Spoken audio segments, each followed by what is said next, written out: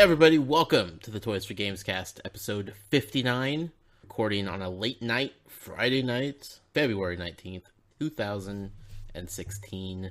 I am your non-sick co-host, Josh Brown. I am not joined by the sick co-host of the podcast because, well, he's sick. He's deathly sick.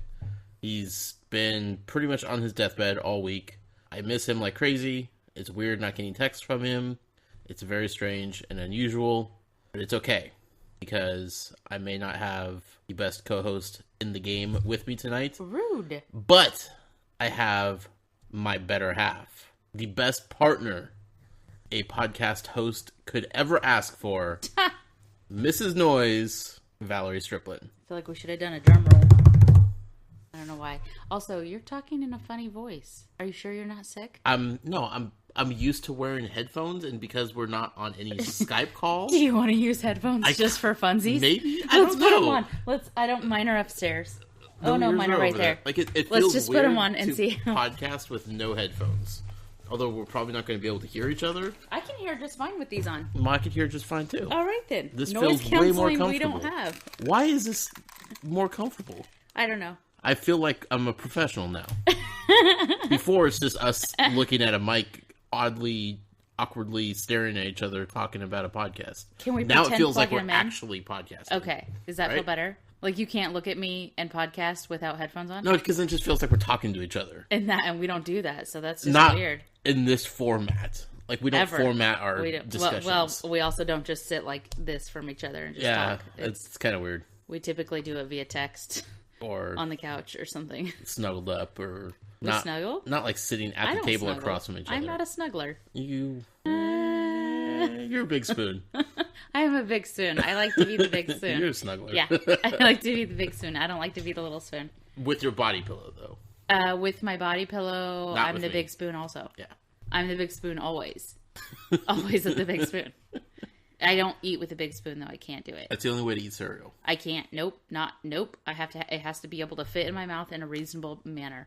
What kind of spoons are you eating with? Small ones. Giant spoons? No, I like to eat with small spoons. Well, like I'm saying, like soup what spoons. Big spoons do you... Specifically soup spoons, unless it's yogurt. If it's yogurt, it has to be a really tiny spoon. I don't like soup spoons. They're too rounded. I love it. They freak me out. I love them because you get the most. You load that puppy up.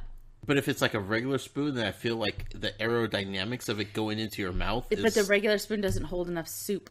I'm not eating soup, though. Oh. See? Wait, what are we talking about? Anything with soup or spoons. You don't eat soup, though. You don't like soup. You're not a soup person, which is sad because that's one of my favorite things to make. In fact, the kids are on a regular basis asking if we could have some kind of soup that I've made before for them.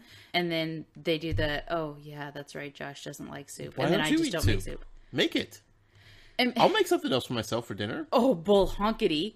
You know what will happen? What? You'll say, I guess I'll take care of myself for dinner. I guess I'll... And I will. And I'll get it done. No, you won't. You'll wait until 11 o'clock at night, and then you'll be like... Because I'll be busy. Working. No, you'll be waiting for me to make you guy. food.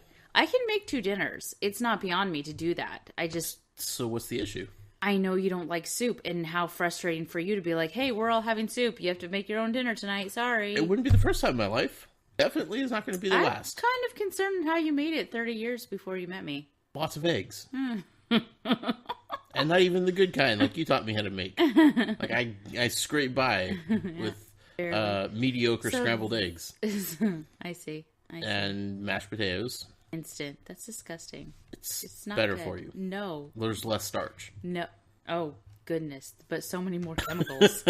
Like, starch isn't real quick, let's just talk about this. How do you even make a potato flake? How do you even do that?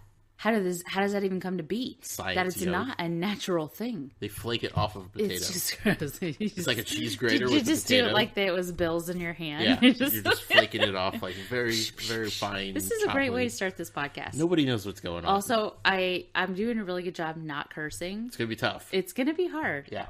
I have a bleep button ready to go. Do you? No. Oh, you should probably get one. Nope. We're living dangerously tonight. No. I'll be able to rein it in. I think so. I was reading a tweet the other day. Voice. People tell me all the time that I have a great phone voice, radio voice. Yeah. People like when people call my work. Mm-hmm. I agree with that. I think I'm in the wrong profession. You're in the podcasting profession. No, that's not my profession. I don't get paid for this. I wish I did. Well, I mean, also, by osmosis. if I'm going to start my own Patreon. If anybody wants to jump on board, just Val to do this for a living. That'd be great. I'm in. I think you should go down like the Kickstarter route. Yeah, something. No, I'm not. Can you kickstart your own podcast? I don't know. Huh? Kickstart your own podcast? I do. Oh, I was going to say something naughty. I'll keep that to myself. Never mind. I mean, it's late Friday night. No, I mean, you know to be what? fair. I'm fine. It'll be okay. You sure? Yeah. Okay. I mean, the people kind of know what this podcast is going to be about. They do, but... Hijinks and hilarity are about to ensue. Hilarity? Yeah. Now you're just setting me up to fail. I'll bring the humor. Okay. You bring the hijinks. I'm not good with hijinks either. Poor planning. We're messed up. This is not good. I'm sorry. You should probably Next week will be better. episode 59 redo. Okay, that's what you should call it. Actually, that's a really good name. I like that. Yeah, the Redux. Stick with that. The Redux episode. The Redux. Dork. Always pronounce the X. Okay. X gonna give it to you. Okay, like right? like faux. We're 6 minutes in. F-A-U-X. Like, Fox? No. Like Fox. Yeah, but I was pronouncing it. You pronounce it faux, and then I added the X because you said to enunciate the X. Folks? Just Like let's German? not do it. You know what? Is that just German? Slide over that. Let's just go right to Bulgarian. the next thing. Swedish. I'm sorry. It wasn't. That's not a bad word. What I No. just said. I was enunciating the X of a word that is a word. Right. Like faux fur. Right. Okay. Yes. A faux handbag. Shout out to DMX. X gonna give it to you. I'm in so much trouble. Put a Band-Aid over my mouth right now. That would be bad because I need a co-host. Speaking of Band-Aids, hey, we have to save them because I keep hurting myself. So we can't afford to put one on my mouth willy-nilly unless I'm bleeding there. You texted me and I had to call you while you were at the store picking up bandages today because you sliced open the bottom of your foot so bad that you had to go to the store to buy bandages to stop the bleeding. So here's the thing. Our first aid kit that we keep in the house, real quick, also, I just remembered I have first aid kit in the car. I could have accessed that, but I forgot. So the first aid kit that we keep in the car that you drove to... The car, yeah. No, not in that car, in my truck. Oh, okay. So the first aid kit that I keep in the closet, I purposely keep it on the highest shelf, which in order for a child to get to it, they have to climb the shelves. Sure. One of these 3 girls that live in our house, and I say 3 because I've seen the one that's rarely here do it too. Sure. Has been into that thing. This is how Kids I know. like Band-Aids. They do, and I hate that. Yeah. I didn't, like, my mom would have beat me. I don't ever remember wearing Band-Aids I as don't kids. either. I don't either. Like, I never, I was either stitches or nothing. We're like, from a tougher you just generation. were just like, go with it. Yeah. Okay, so I open up the first aid kit, and inside is wrappers. Like, all of the wrappers to Band-Aids, but no Band-Aids. It's not helpful. Where did all the Band-Aids go?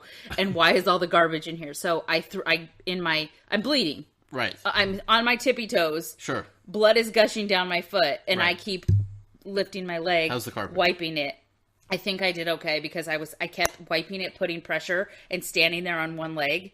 Yoga is working. Got a little bit of core that helped. Right. A little bit of core left underneath all this heavy weight. Flamingo. I was doing the flamingo, and then I would put my foot down if I started to get unbalanced, and then put my foot back up. Sure. So I mean, you no are Band-Aids. losing blood. Blood sugar's dropping. Like losing blood, also sweating, and also panicking because my adrenaline just. Because what had happened, this is what happened. I took the girls to school. I came back home to get my glasses because I was having a hard time seeing, and I had some errands to run. Right. And I just rely on these puppies too much these days. I mean, that's what glasses are for. Well, specifically, they've become that for me, a crutch, if you will. I almost said crux. I just am trying to stay away from that. I'm just get away from it. So anyways, came back to my glasses. Since I was at the house, I thought I would unload the car of the things that were in the car, put them in the garage. Right. Because they're not necessary for me to have in the car all day today. Sure. Also, there wasn't enough space for kids. Sure. So I empty that stuff out. I have the garage open. I'm moving things around. In an effort to not trip over a basketball that was in the garage, I stepped over it. Okay. I didn't step the right way. When I stepped, I landed a little bit on a cot that we have for camping. The cot folds in half. Okay. I landed on the part that is in the folding in half part. That's a bad where place. all the teeth and sharp pieces are It's not sticking where soft out. flesh should go. Not. Yeah. When I did that, I thought, dang, that really hurt. Right. That hurt. That was the word that that hurt popped in your real head. bad. And so I come upstairs into the house and I'm like, my foot instantly just the most pain, but it wasn't registering as the most pain. Adrenaline. It was just all the adrenaline was going to that spot. Yeah. So I come in the house and all of a sudden I can feel my heartbeat straight up mermaid style from my foot standing. And I was like, something's wrong. My foot should not be pumping through the floor. Like it shouldn't be a bad bass happening while I'm standing here. It's happening. Okay. So I lifted up my foot, blood everywhere. And I was like, oh, that's not good. No. Bathroom has baby wipes in it. Okay. The bathroom is 3 steps away. Go in the bathroom. I sit on the toilet really quick, baby wipe, clean it up to assess the badness of the blood situation. Because it looked worser. Right. It was badness and worser. Good words. Right. Cleaned it up. Yep. First thought, Band-Aid. Put a Band-Aid on it. That will help because it's on my foot, which is at the bottom. And I know blood runs down, runs back up. It pumps down, comes back up. Biology. Blood is going down and leaving. It's not coming back up. And also, it's not like a lift your finger in the air situation. I can't do that with my foot and still operate. For handstands. Right. If I was only so limber. Anyways, no bandages. I go up the stairs, hobbling. It's funny. Quite a sight, I'm sure. Mm-hmm. I'm pouring sweat at this point because I'm adrenaline. I'm just like... And blood. Ow. Ow. No Band-Aids. What am I going to do? Go to the store. So I found a blistered Band-Aid. You know what a blister Band-Aid is? Not for It's not for keeping wounds closed. It is essentially a padded sticker. Sure. Okay? I found a padded sticker. I put said padded sticker over my wound in an effort to keep it closed because it's a giant flip of skin. Mm.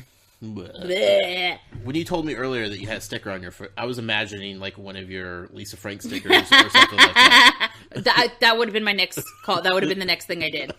I put this sticker on because basically what happened was I put the sticker on, blood started coming out the sticker. But that's all I could do. Because the flap of skin was just... a belt or something to make a tourniquet around your leg. Stop the blood altogether. So then, obviously, I'm like, okay, sticker's not going to work. Got to get to Walgreens. Walgreens is right down the street. Conveniently, I have to go to the post office as well. So this is like, and post office is right near there. So I'm like, you know what? You went to Walgreens first, though. I went to Walgreens. First. I had to. There was I'm just blood checking. coming out of my sandal. I'm just checking. And I put on the sandal because... Also, so hobble into Walgreens. Everybody's looking at me funny because I clearly don't have a cast on. So it's like, what did that person do? Right. Why is she limping? Why is she limping so badly? Why is there blood pouring out? I'm standing in the Band-Aid section once I find it. Which, by the way, not clearly labeled first aid. Yeah, I was kind of bummed. Yeah. I found every other painkiller in the world. They don't not expect first aid. people to be shopping for first aid products in the time of an emergency. So I texted you to let you know what had happened because what happens is if I don't tell you and then I tell you later, you're like, babe, just like I do to you. Same thing. Like I dropped a 2x4 on my face. I could have found you in the garage away. Passed out from blood Could have loss. been. Could have. Right. So I texted you when I got in the car. Yeah. I was in the car. I like was pulling out the driveway and I was like, by the way, this happened. Right. And you're texting me frantic and I'm just like, I don't got time for this. I got to get to Walgreens. It's right down the street. Let me get there. Right.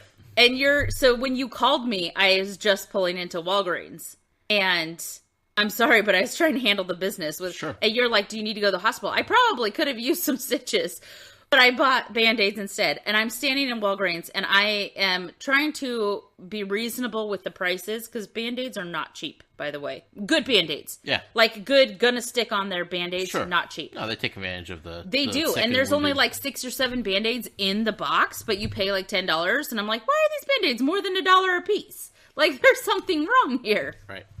But I'm trying to look for deals, being conscious of my foot because blood is coming out of the sticker. Mm-hmm.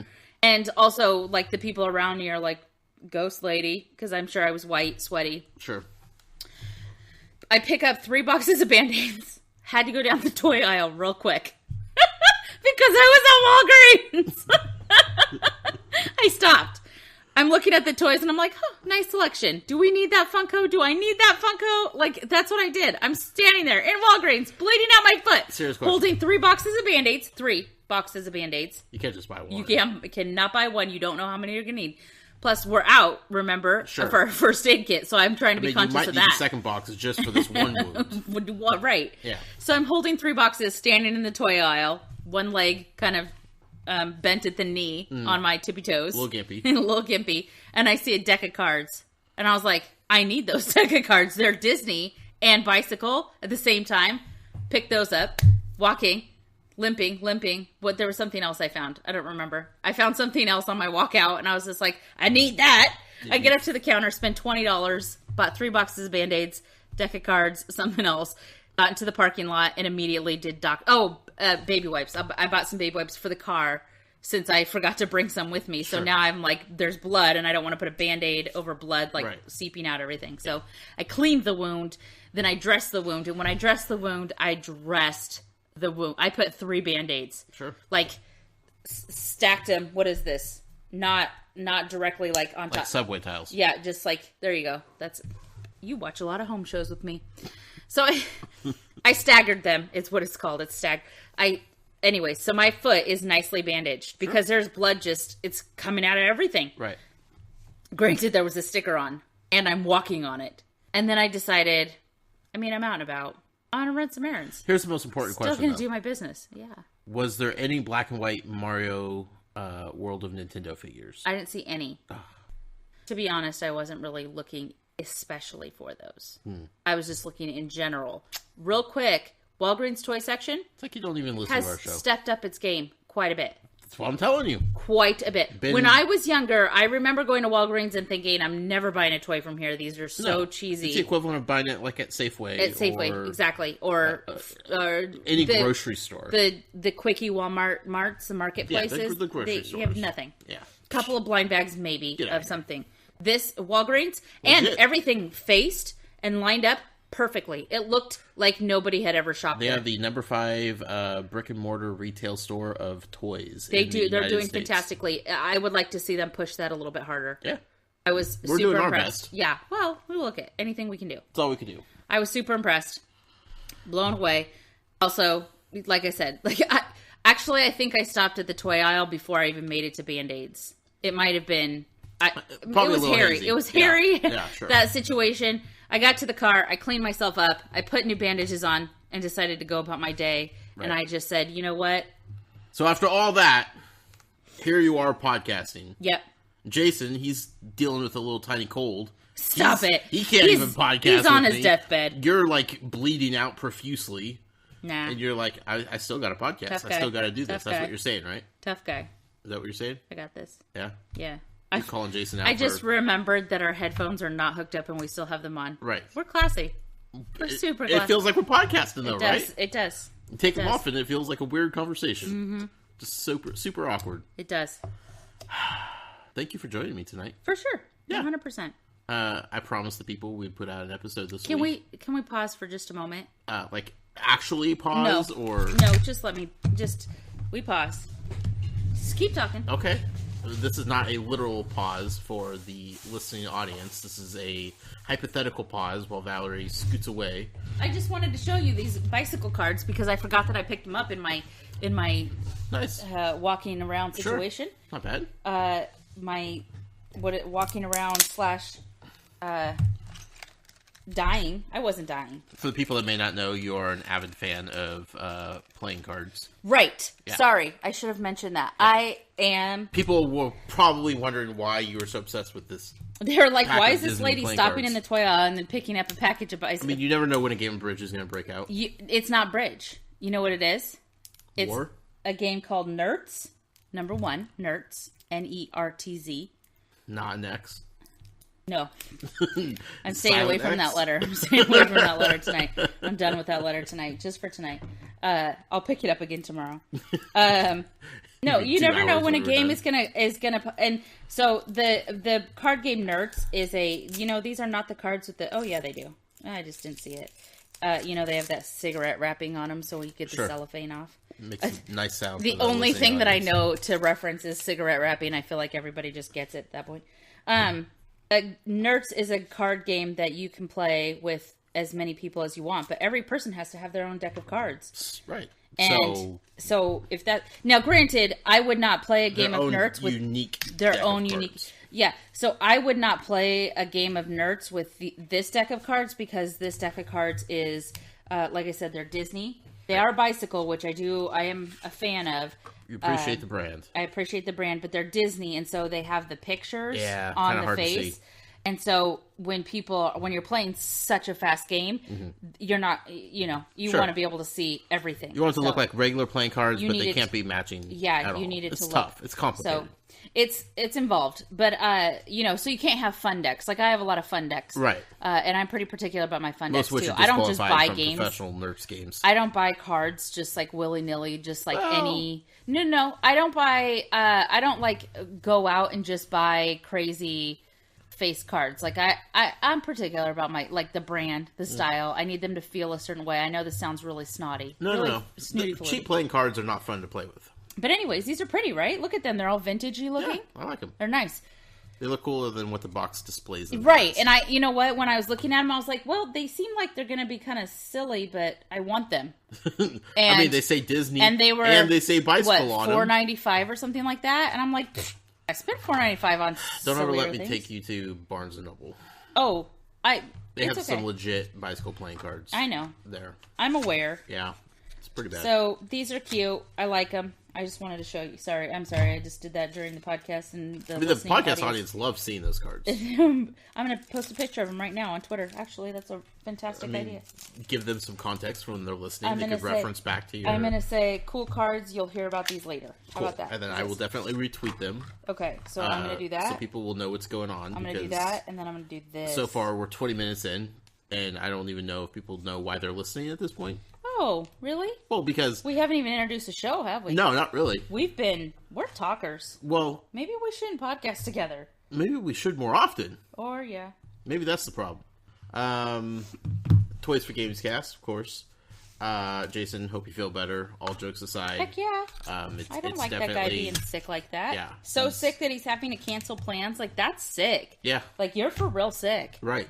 He doesn't cancel plans. He does anything and everything he possibly can to make everything work in his schedule. And he's barely sleeping. When he is, he's on the couch. He's not in a good place right now. Poor So guy. Jason, hope you feel better for sure. Real quick, our friends, the Game Changers, they were nominated for Customizers of the Year for the Toys for Games Awards. They have started a very cool charity auction on eBay to help support the water crisis in Flint, Michigan. So they have a bunch of custom amiibo and Funko Pop and other figures that they've made, and a few people have donated some customized figures as well. They're all kind of going with the blue theme, which is pretty cool. They'll all be up on their eBay page. All money, 100% of the proceeds go to helping out what's going on over in Flint, Michigan. I like that. I now understand that a little bit. Yeah, in the show notes, there's no explanations. I thought you wanted to just shoot the breeze about it, and I was like, no, I don't want to talk about that on this podcast. For the people that know what's going on. Not on this podcast. Right. For the people that know what's going on with it, they'll understand what the big deal is. Even if you're not, there are opportunities to learn what's going on. I just wanted to point out that people in our community are doing something to do what they can to help out, and I think it's a really cool idea. All the pictures that they've posted of the items that they have up for auction are really fantastic. Seth Hay has helped out making some box art for some of the customized figures. We like that guy. Yeah, like him a lot. So I'll have a post up on the website kind of detailing more about it and what they have up for auction and that kind of stuff. But just wanted to bring it to people's attention now on the podcast because it just started today. It's the first, early this afternoon is when it kicked off. So trying to give them as much help as possible from our community with that. Also, speaking of customizers, our friends Gone to Chris and Evolos are in town. They're you know in what? Portland. We should have asked them if they wanted to come, or at least Evelos. Yeah, house full of kids. Like, I thought about I don't care. And See, then, you and I are Chase different is sick, in that though. regard. Yeah, but he's been quarantined to his room. He doesn't even come in downstairs. I love having people at my house. Right. I love it. Regardless if there's no, I don't care if there's no room for seating. Like, I just love having people around all the time. Sure. Even if we have a house full of kids. Right. Because that's our life. That's what it is. I'm just saying. It was a long day for me for work. You were. I forgot today was a work day. Right. I had the day off. Yeah. And then you spent most of it trying to repair I can't believe I did that the day before a con. Like, of course I would do Sure. something like that where you have to walk around all day. What I'm saying is, the thought crossed my mind, but I was just like, Friday night may not be the best night. I don't know. Maybe tomorrow we'll talk to him. We'll see him. We're both going to Wizard World Comic Con in Portland at the Convention Center. And we will check out what's going on there. But we're going to say hi to those fine people. And I'm excited. yeah, it's going to be fun. They both seem to be enjoying their time so far. I don't know what they're up to now in Portland this time of night. The weather was not exactly welcoming when they flew in today, but, you know, c'est la vie.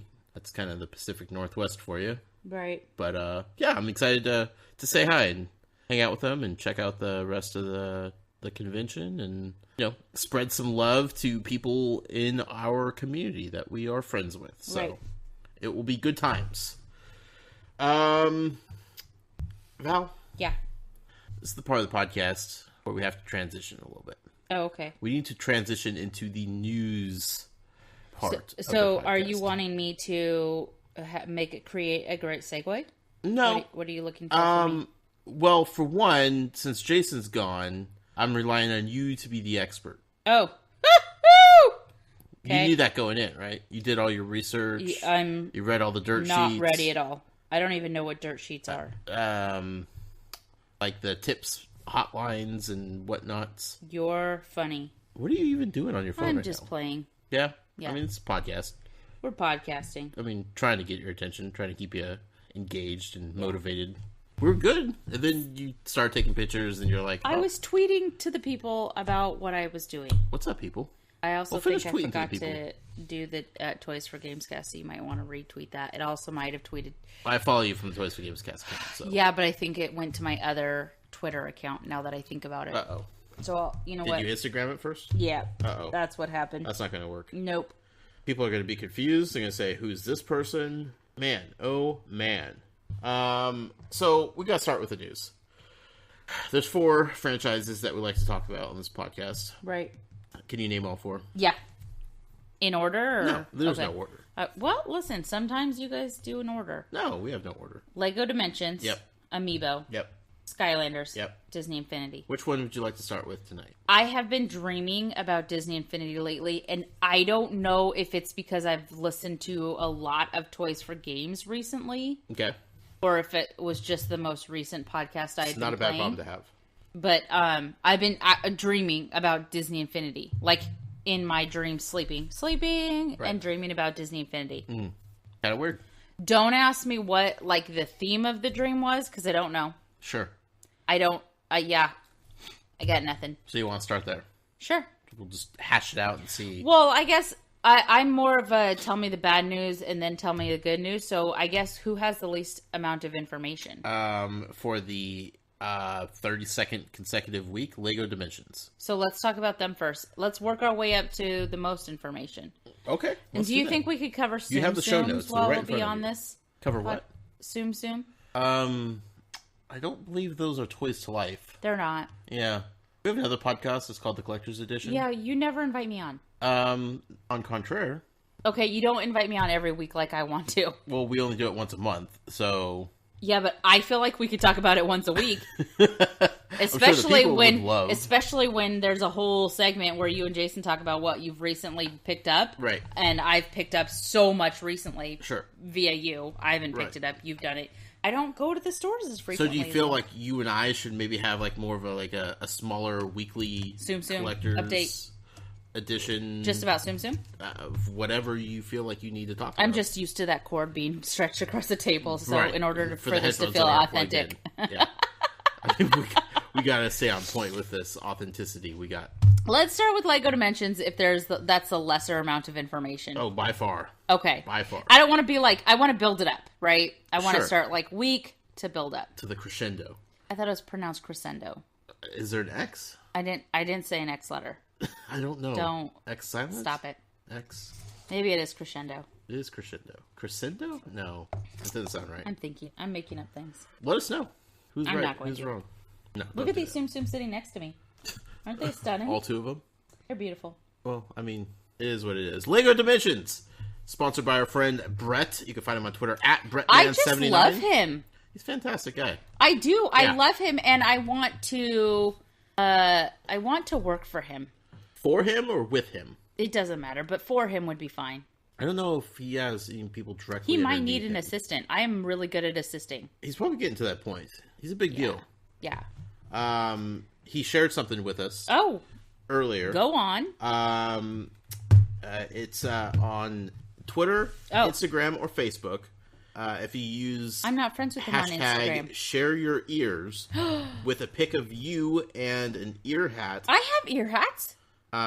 Disney will donate $5 to Make-A-Wish. Cool. So share your ears. Yes. Hashtag share your ears. Oh, with I a picture should do a of you hashtag. in your mouse ears. Twitter, Instagram, Facebook. Disney will donate $5 to Make-A-Wish. That's a fantastic promotion. Brett was awesome enough to share that with us. I had to, of course, pass that on because that's a cool thing. We like Make-A-Wish Foundation. Yeah. Those are good folks. I've done a lot of work for them in the past. Yeah. Not work for them, work through them. With them? In conjuncture with? Yeah. Anyway, so Lego Dimensions. Sorry, I was trying to find Brett on Instagram. I'm like, wait a minute, we're not friends on Instagram. He shared it in our Slack chat. Oh, okay. Yeah. I haven't logged into that in days. Like yesterday, you did. Yeah, but since I told everybody what I was doing and then I peaced out. That was the last time. You dropped your info bombshell and you're like, I'm out. You dropped the mic and then just vanished. Can't linger in there. Anyway, Brett, of course, is sponsoring this segment via Patreon. Oh, he's so cute. Look at him. Adorable, right? It's so weird. I want to give him raspberries on his face. Just right in his cheeks. He's got good cheeks for raspberries. Well, he's a runner. That doesn't mean anything. I have no idea what that means. That has no relevance. I still want to give him little raspberries on his cheekies. Lego Dimensions. No news. Good smile. There's no news to talk about. Look it. You just told me it was the shortest segment. Right. So, done. I mean, not a lot. Sorry, Brett, your money didn't get you very much this week. Well, he got to talk about Make-A-Wish. Oh, that's true. You know what? That's awesome. That's worth it, right? Worth it. Yeah. Cha-ching. Worth it. Yeah, March 15th is when the next level pack comes out and the next wave of Lego Dimensions, and everybody's kind of waiting for that. Is that a giveaway then in that bag? No, those are ones that I've finally finished my collection up to this point. I see. Oh. And I got those at Best Buy. Okay. Because they have them on sale for $7.50. That is something to talk about right now. Yeah. $7.50 at Best Buy, the fun packs. That's nice. With the Gamers Club unlocked, what does that come down to? $5 something. $6. I don't know. I don't know how much. $18 for 3 fun packs. Nice. When they're normally priced at $15 a piece. Yeah.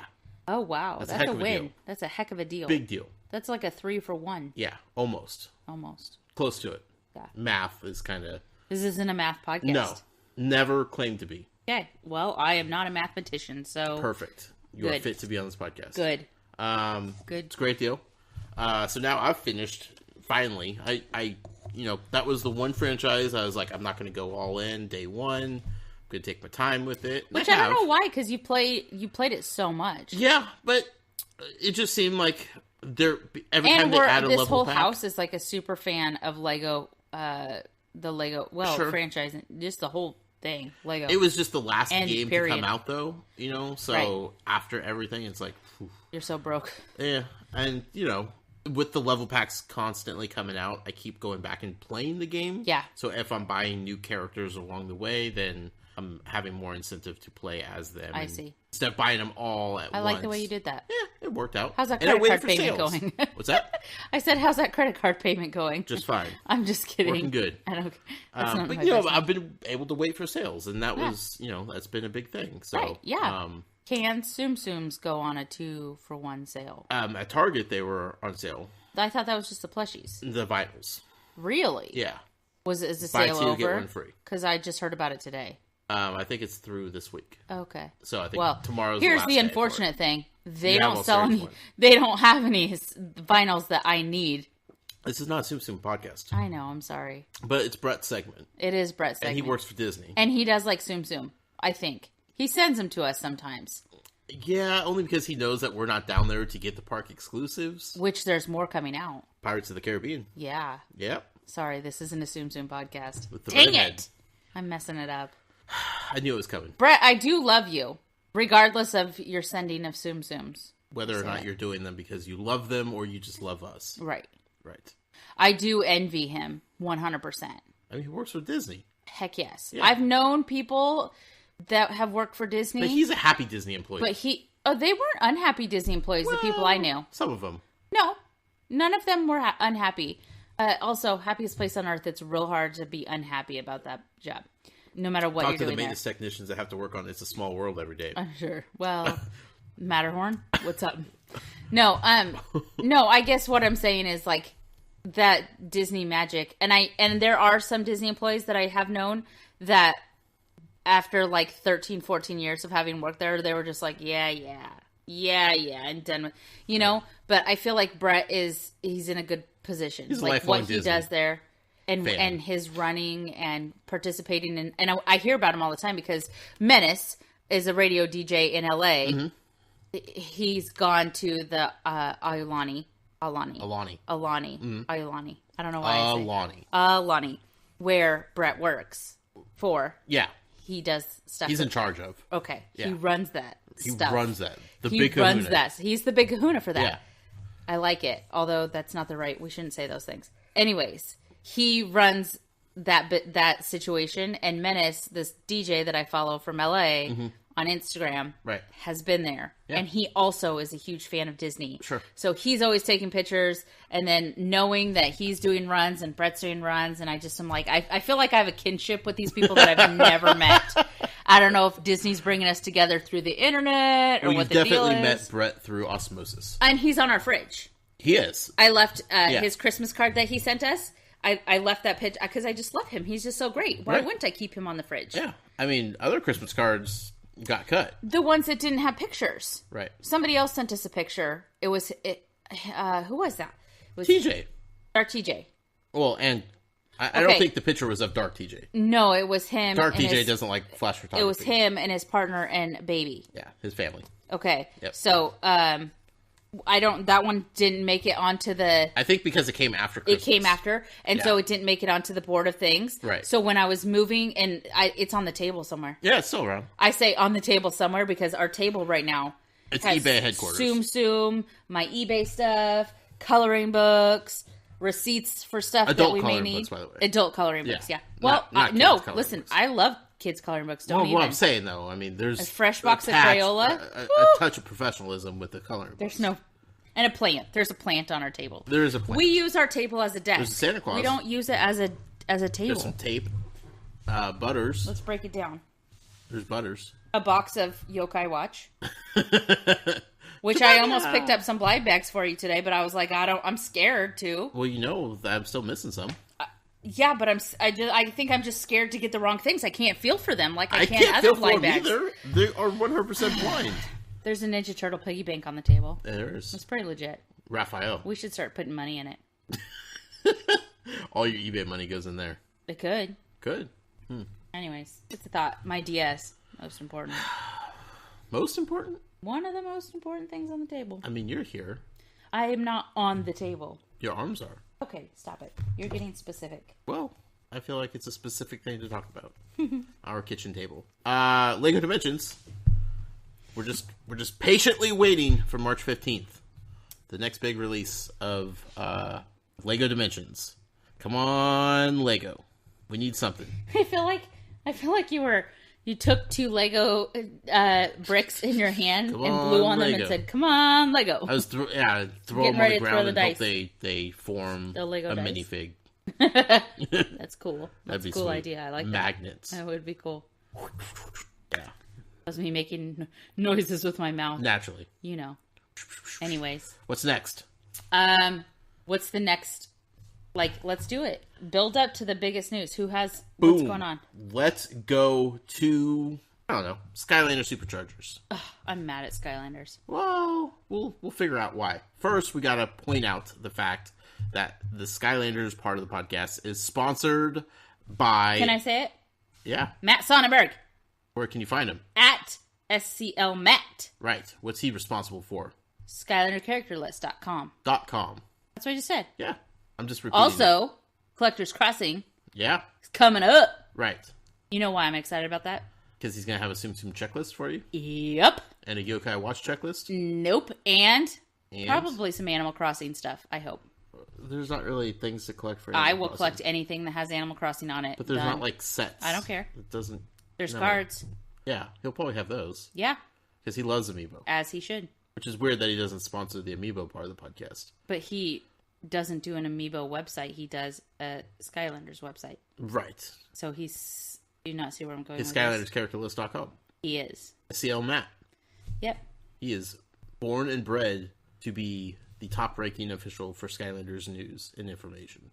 If you Google anything with Skylanders... Oh, I did it the other day. Yeah. When I was researching for the thing that I was doing that I'm so upset at Skylanders for, it popped up all of his stuff and Jason's website stuff, which coincidentally was from Matt. So it was like a link-a-link-a-linking. Right. One big happy family. It was. Yeah. And also, because they don't have the information that I was looking for to get from the other people, I was getting frustrated. I was just like, ugh. Call you Val Scoop Striplin. Try it. Also, I'm super nosy. Is that what we're calling me? Val Scoop Striplin? No. When you're working on scoops. I don't want to. When you say that, I think of ice cream. I don't know why. Speaking of which, Evilos posted a picture of him ice getting ice cream at Thrifty the other day. Did you ever have a Thrifty down in Arizona? I don't remember. They're like drugstores. They're like the equivalent of Walgreens, but they're like more local to like Southern California area. I didn't know if they'd spread down to Arizona or not. No. There's a Thrift Way up here in the Pacific Northwest, but I know. That's why I was just saying. Sure. But no, Thrifty in Phoenix area? No. I didn't know. Nah. So you went to your AM, PM, you went to your... They had drive-through liquor stores. Sure. Because that's rational. Because the liquor store wasn't like...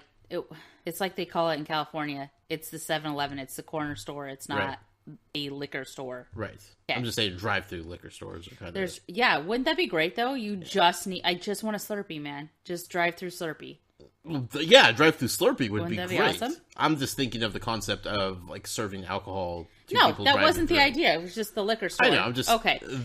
You overthought the implication of I just want to drive up and get a Slurpee. Well, duh. It's freaking hot outside. I mean, I kind of want to pour my own Slurpee though. People don't know how to make Slurpees correctly. No, I think they know how to do it to their liking. Right. Which is correct to them. Right. So I wouldn't trust anybody serving a Slurpee to me. Because they wouldn't know my flavor combination. Now I want a Slurpee. After this is over, you should go on a Slurpee. Also, brand. have you ever seen people try to fill up Slurpee cups without putting the top on Yes, first? what is wrong with those people? I don't know. Those people should not be allowed in 7-Elevens. I actually scolded our children one time when we went to 7-Eleven because they started doing that. Sure. I said, "Who are you? Right. What's wrong with you? Get out of the store. You're not now. You can't have a Slurpee. You're almost banished from the family. Yeah. You're about to be kicked out. Right. Why are you get like one warning in life. You put the lid on first, and then you go to town. Duh. Fill That's it the up. only way. And then if you put it down on the counter while you're looking for a straw, and it goes down a little bit, you fill it up. Absolutely. I almost said a bad word there. Also, you got to taste it a couple times. Oh, for sure. To make sure that the flavor combination is perfect. Yep. And then you got to top it off. Anybody who's putting Coke in their Slurpee, get out of here. Coke Slurp. I know people that do Coke Slurpees with just like a little dash of like the cherry Slurpee on top to make like a cherry Coke. I'm like, no. Get out of here. Stop it. Get out of here. No. Go buy a Coke. You're wasting a Slurpee by here. getting Coke Slurpee. Just buy a Coke. Get out of here with that nonsense. Skylanders, characterlist.com sponsors this segment. Boy, is he happy about it. So mad. Probably pretty sure that they don't drink many Slurpees in Wisconsin. You don't know their life? It's cold. Only right now. And they don't leave the house. That's not true. They leave the house Why to are go you to making Green Bay assumptions Packer about games. people? Not people. Why are they going to Packer games? What a waste of time. What? Who said Shots that? fired. Pew, pew, pew. I don't like the Packers. I'm not a fan. I mean, you go Packer games to watch other teams. Yeah, there you go. Wow. I know, that was rough. Wow. Rough. Matt just crashed his car. He might. Yeah. He might. He's never, Sorry, ever Matt. going to say anything nice to me online again. So the Land Action Pack is out for Skylanders character list. Is that what you got over there? Character list. Skylander Superchargers. I knew what you meant. Everybody knew what you meant. I know, but I just... Is that what you bought over there? No. I have it. It's out on Amazon. It hasn't shipped yet. Mine got delayed a little bit. Some people have got theirs. Whatever. Got it. It's the last racing pack, though, and it comes with the Double Dare Trigger Happy. And This the is me Gold raising Rusher my hand. And the trophy. Yes. Has Jason gotten the soda skimmer? No, he has not. Can you not? Is it exclusive somewhere? It's a Target. Okay. And he just can't get his fingers on one? No. That Anyway. stinks. Is there a reason why, as friends, we haven't sent him one? Yes. Because I'm 5 seconds from ordering that one that he just can't, his unicorn on eBay. I'm going to spend the money. I have it in my eBay account. I'm just going to get it for him. I'm tired of hearing him complain about it.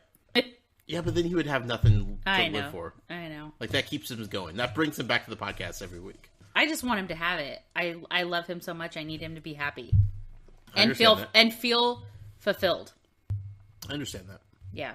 But that's neither here nor there. I know. I'm sorry. That was a tangent. A little bit. Okay. This whole podcast is a tangent. Yep. It's a late Friday Because night you had me podcast. on it. I'm drinking coffee late at night. This Yeah. is not good. This is 4 shots got of nothing else to espresso. do. What's up? We have headphones on that aren't plugged into anything. I just realized if anybody were to sneak in here and watch us, they'd be like, they're a little off their rocker. We are officially the kid from Wet Hot American Summer who's in the radio. We've just become tower, them. Who's just talking like he's on the radio, and then it turns out nothing's even plugged in. Yeah. Yeah. Whoops. We are him. Whoops. Except we shower Yeah. regularly. I'm just kidding. So Land Action Pack is out. You can buy it on Amazon. No idea when it's going to start showing up into stores or anything, but, finally are able to do all the additional land races that you haven't been able to up until now, so that's cool. The figures look awesome. Really? Yes? I just wanted to open it and see what was happening. The podcast is happening. I know. I'm not going to play it. Okay. I just was looking at it. Sure. So why'd you tell everybody? Because it clicks open. People are like, what's that noise? So? Hey, what's that noise? Just me and my girl. Are we about to make up a rap right now?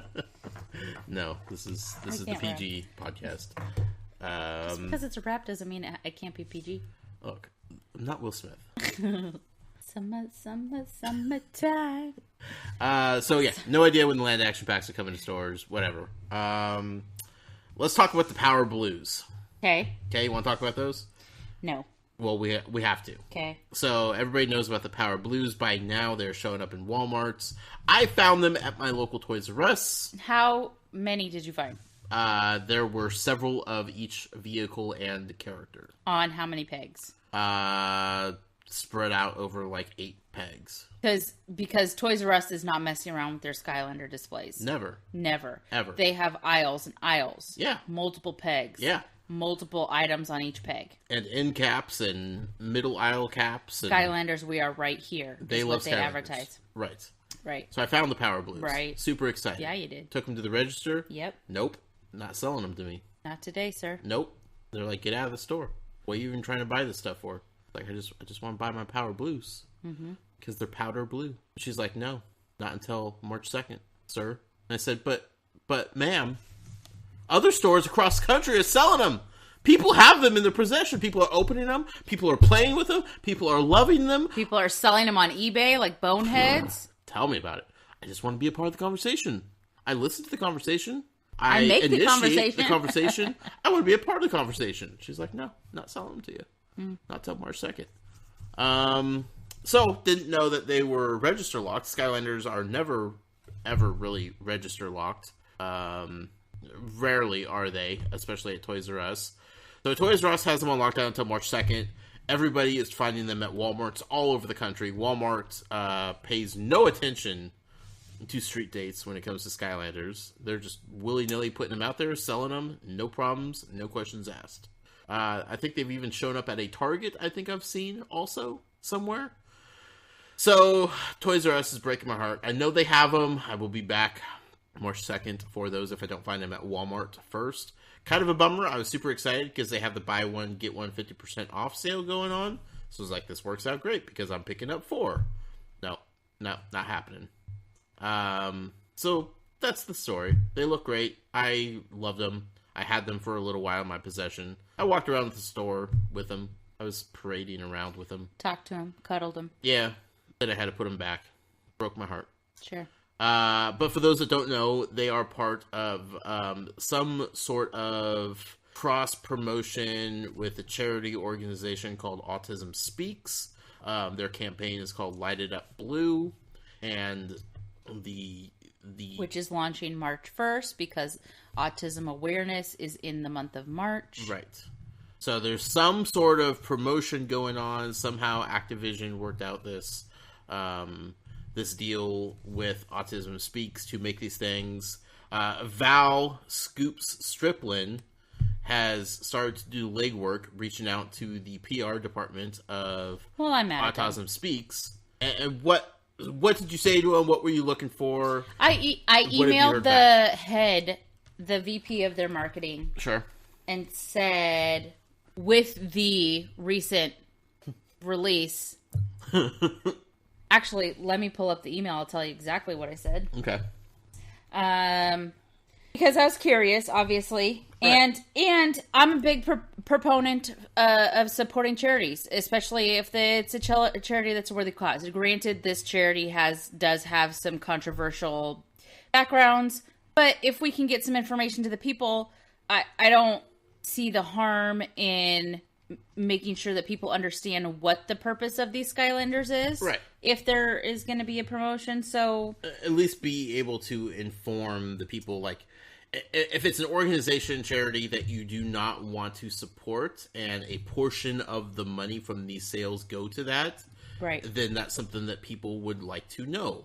If these are straight up, like these are just 100% profit for Activision, and the only partnership that they have is just raising awareness for what's going on with Autism Speaks, then that's something different. People may feel more comfortable about purchasing them if they don't want to give them money for whatever reason. We just wanted info. We wanted details about what's going on. Right, because we're finding these in the wild, and all that we can surmise from seeing the Power Blue, and the sticker that's in the right top hand corner is, okay, so they're doing some kind of collaboration project. Right. What's the campaign? Which is something they haven't done. Why do I want to buy these? Yeah. Why should I want to buy these, right? So I'm thinking, I'll reach out. I'll find out what's going on. Try and get some information to the people. There's quite a bit of following in this genre. And people love Skylanders. They just do. Yeah. And if they have a better understanding as to why they need these, I'll be happy to get that information. So I reached out. I, talked about what we did here. I said that we're family friendly. We talk about the Toys to Life genre game. I said with the recent images of the Power Blue Skylanders having been released, we were hoping to get some information on how Autism Speaks is involved. And we wanted to get that to the community. I wanted to know who was spearheading the campaign so I could talk to them and get the information to the collecting and gaming community. Thank you so much. Yeah. Blah, blah, blah, right? Sure, right. Got an email back from someone named Jackie. Hi, Jackie. Hey, Jackie. If you're listening. Jackie said, thank you for reaching out. We'll have more info after March 1st. Jackie. End of sentence. She did leave her phone numbers for Autism Speaks, not for her direct line or anything like that. So I'm going to email Jackie back and let her know, because she might not know how Activision works. Right. And how they operate, but it certainly isn't with any specific release date. No. And let her know that they're popping up and people don't understand. And I am not trying to get an inside scoop. I'm not trying to get special information privileged. I just want people to understand why these figures might be important. You want to help them do their job. Honestly, sometimes I want to do that for a lot of companies. Yes, let me do your job because somebody's dropping the ball. If they are shipped and stores have them and they're just holding I'm not saying anything, Disney Infinity in France, what's up? Whoa. Like, come on now. Whoa. Clearly somebody's not on the conference call that's happening. It doesn't there's something that's going on between companies. Information's not getting. Why does this need to be a secret? Right. Why? Let's get it out there. If they're already showing up in stores and people are like, "Ooh, Power Blue, I need these," and then they're buying them, but they don't understand why they're buying them, or besides the fact that they want to have them. But but say they see them and they're like, "I don't even know what this is. This is silly. Mm-hmm. I'm not going to buy these." Right. Whatever. Yeah. They need to understand. It just the more information, the better. And why are we trying? This to isn't put a it big on lock? secret. There are variants. Like it's not something that is like a highly guarded secret at this point. But I also kind of want to know, like, what's the trade-off? So Skylander or Activision hooking up with Autism Speaks to make these variants, what is the trade-off? Does a percentage of the, like that's the assumption, right? That's the immediate assumption is that a percentage of the proceeds goes to this campaign. Mm-hmm. But at the same time, what a random company to hook up with. Right. Because if you go onto Autism Speaks website, I actually can't find a lick of information. No. About Skyland. I can about the Light It Up Blue campaign. Sure. And other people they partner with. Yeah. Nothing about Skylanders. Right. How random. And Activision has never really done this with an organization, with a charity. No it's not collab like whatsoever. Last year they did, Susan G. Komen, and like it's not like they go from charity to charity each year. Like this is the first time that they've done some sort of work with an organization like this. So it's very random. So, and I think the other thing is too, and I'm not trying to be someone who's breaking news, so it's not necessarily about that, and I understand that sometimes you guys are, accidentally do that. You stumble upon it. Yeah. I mostly, here I am, trying to get information, right? Pretend like I know nothing about Skylanders, except for I like to buy them and play them. Right. I go into a store, I see one. Yep. I'm like, what is this info? I look it up. The only thing I'm finding is Jason and Matt's websites with both say we don't know any information outside of these showed up and people are sending us pictures. Right. Right?